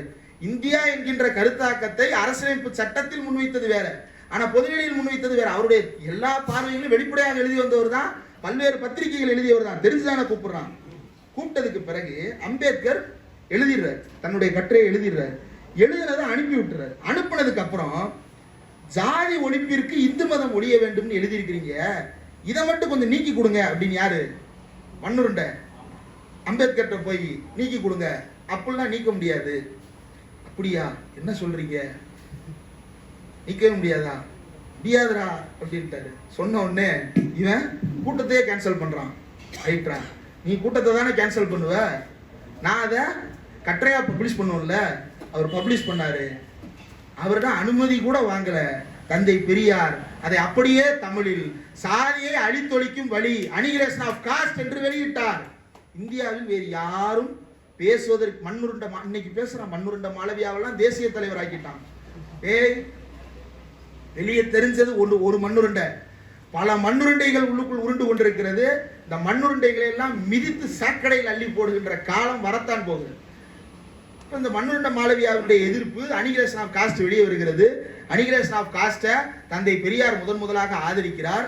இதுல இன்னொரு விஷயம் என்ன அப்படின்னா, பகத்சிங் இறந்த போது அம்பேத்கர் என்ன சொன்னார்? இது ரொம்ப கியூரியஸான கொஸ்டின். இது எனக்கு இன்னைக்கு நான் பகத்சிங் பற்றி பெரியார் எழுதின கருத்துக்களை படித்துக் கொண்டிருக்கும் பொழுது அவர் சொன்னதும் மாவோ சொன்னதும் ஒரு இடத்துல ஒத்து போச்சு. தேவையற்ற தியாகங்களை நாம் தவிர்க்கத்தான் வேண்டும். ஆனால் இந்த மக்கள் போராட்டத்தில் தியாகங்கள் தவிர்க்கவே முடியாதவை. அந்த தியாக துயரங்களை எல்லாம் கடந்து போவதற்கு தோழர்களை உற்சாகமாக பணியாற்றுங்கள் அப்படின்னு சொன்னார் இல்லையா? பெரியாரும் அதே தான் வலியுறுத்தினார். ஒருபோதும் தேவையற்ற தியாகங்கள் என்பதை நாம் செய்யவில்லை. ஆனால் பகத்சிங்கை போன்ற தியாகத்தை நம்மால் செய்ய முடியவில்லை என்ற வருத்தம் இருக்கிறது. இனி இப்படிப்பட்ட இழப்புகள் இல்லாதபடிக்கு நாம் நம்முடைய வெற்றிகரமான செயல்பாடுகளை முன்னெடுக்க வேண்டும் என்று அவர் வலியுறுத்துகிறார். அப்போ பெரியார் சொல்லியிருக்கிறார். அப்போ கான்டெம்பரரி அம்பேத்கர் சொல்லியிருப்பாருன்னு தேடி பார்க்கும்போது கிடைக்கல. ஏன்னா அம்பேத்கர் வால்யூம்ஸ்ல அது இல்லை, உள்ள இல்லை. நான் மட்டும்தான் தேடி கிடைக்கலன்னு பார்த்தா ஆனந்த் தெல்டும்டே போன்ற பலரும் கூட தேடி இருக்கிறாங்க, அவங்களுக்கும் கிடைக்கல. அவங்களே எழுதி இருக்கிறாங்க. கடைசியில் அது எங்க கிடைச்சதுன்னா அத தமிழ்ல எழுதி தந்தை பெரியார் குடியரசில் வெளியிட்டிருந்தார் என்று, குடியரசில் அந்த இது பத்திரமாக பாதுகாத்து வைக்கப்பட்டிருந்தது. அதை வந்து பார்த்த பிறகு அதை மொழிமாற்றம் செய்து இன்றைக்கு அந்த கட்டுரை ஆன்லைன்ல இருக்கு. வெளிவிடா மாதிரியான பல்வேறு இணையதளங்கள்ல அம்பேத்கருடைய கட்டுரை இருக்கிறது. அப்போ எந்த அளவிற்கு கடைசி வரை இந்த புத்தகம் ஆசிரியர் தொகுத்திருக்கிறாரு. ரொம்ப ஆச்சரியமாக இருந்தது என்னவென்றால், அம்பேத்கர் இறந்ததற்கு பிறகு எத்தனை பேர் அம்பேத்கரை தொடர்ந்து பரப்பினார்கள் என்று தெரியவில்லை. ஆனால் 1973 சாகுற வரைக்கும் அம்பேத்கரை பத்தி எழுதிட்டே தான் செத்துருக்கிறார். என்னன்னு, இழிவை ஒழிக்க கிளர்ச்சி செய்யாமல் பதவிக்கு போக கிளர்ச்சி செய்வதா? அம்பேத்கர் வெளியிட்ட உண்மை. அம்பேத்கர் வெளியிட்ட உண்மை என்னவென்றால், அது ரொம்ப பிரமாதமான ஒரு விளம்பரம். அன்றைக்கு ஜாதி ஒழிப்பு போராட்டத்திற்கு பெரியார் போட்ட விளம்பரத்துல ரொம்ப முக்கியமான விளம்பரம். அம்பேத்கர் வெளியிட்ட உண்மை என்றால், இன்றைக்கு உள்ள அரசியல் சட்டமானது பார்ப்பனர்களை பாதுகாத்துக் கொண்டிருக்கிறது. அப்படி மக்களுக்கு பயன்படாமல் ஒரு சாராரின் நன்மையை மட்டுமே பாதுகாக்கிறது என்றால் இந்த அரசியலமைப்பு சட்டத்தை நானே கொளுத்துவேன் என்று அம்பேத்கர் சொன்னார். அவரின் வழியில் நின்று அந்த அரசியலமைப்பு சட்டத்தை கொளுத்துவோம் வாருங்கள் தோழர்கள் என்று தான் சொன்னாரே தவிர அம்பேத்கர் துரோகம் பண்ணிட்டாருலாம் சொல்லலை. அதுக்குள்ள கண்டதை எழுதுறானுங்க. விட்டா மண்ணுருண்ட மாளவியாலாம் நல்லாவே எழுதிவாங்க போல. MC ராஜாவை பெரியார் விமர்சிச்சாரு. ஏன் விமர்சிச்சாரு? MC ராஜா அன்னைக்கு மூஞ்சே வகைராக்களோட சேர்ந்துக்கிட்டு காந்திய வழியில தனித்தொகுதி கூடாது, அம்பேத்கர் தனித்தொகுதி கேட்கிறாரு, இவர் கூடாதுன்றாரு. அப்ப இங்க இருந்து பெரியார் தந்தியெல்லாம் அடிக்கிறாரு. எங்க லண்டனுக்குலாம் தந்தி அடிக்கிறாங்க. இவருக்கும் எங்க ஊர் தாழ்த்தப்பட்டவர்களுக்கும் எந்த சம்மந்தமும் கிடையாது, அதை ஏத்துட்டுறாதீங்க அப்படின்னு. அப்ப கடுமையா திட்டி இருக்கணும்ல, அப்படி திட்டல. நட்புடனான மொழியோடு MC ராஜாவை விமர்சித்திருக்கிறார். MC ராஜா அப்படிப்பட்ட ஆள் இப்படிப்பட்ட ஆள்னு பெரியார் எங்கேயுமே சொல்லல. பெரியார் சொன்னது எல்லாமே ரொம்ப கவனமாக அவர் கையாண்டார். மூஞ்சேவுடைய குறுக்கு புத்தியால் MC ராஜா ஏமாற்றப்பட்டிருக்கிறார். பார்ப்பன நாசகர சதிவலையில் சிக்கி இருக்கும் MC ராஜா அவர்களின் பேச்சை யாரும் கேட்க வேண்டாம், நம்முடைய தோழர் அம்பேத்கர் பேச்சை கேளுங்கள். நீங்க இதை பேசுற MC ராஜா உங்களை இப்படி பேச வச்சிருக்கிறான் அப்படின்னு அவருக்கும் புரியணுன்ற நடையில தான் பெரியார் எழுதி கொண்டிருந்தாரே தவிர இன்றைக்கு MC ராஜாவின் பெரியாரை எதிராக நிப்பாட்டுறான், அயோத்தாசரின் பெரியாரை எதிராக நிப்பாட்டுறான். நமக்குள்ளேயே நம்மை மோத விட்டு கொண்டு வேடிக்கை பார்த்து கொண்டிருக்கிறான் அந்த பார்ப்பான். நாம் அடிப்படையில் புரிந்து கொள்ள வேண்டியது என்னவென்றால், இன்னைக்கும் நம்மளை டிஸ்டர்ப் பண்ணிட்டு இருக்கிறது என்ன தெரியுமா? Public order, morality, health. Public ஆர்டர்னா என்ன? பொது ஒழுங்கு. மொராலிட்டி அற உரிமை, அற உணர்வு, அற உரிமை, நீதி முறைமை எப்படினாலும் சொல்லலாம். ஹெல்த் சுகாதாரம். இந்த மூன்றுக்கும் உட்பட்டு மதத்தை பின்பற்றலாம், பரப்பலாம், என்ன வேண்டுமானாலும் செய்யலாம், மனசாட்சியையும் பின்பற்றலாம், மனசாட்சியை பின்பற்ற உரிமை. ரைட்.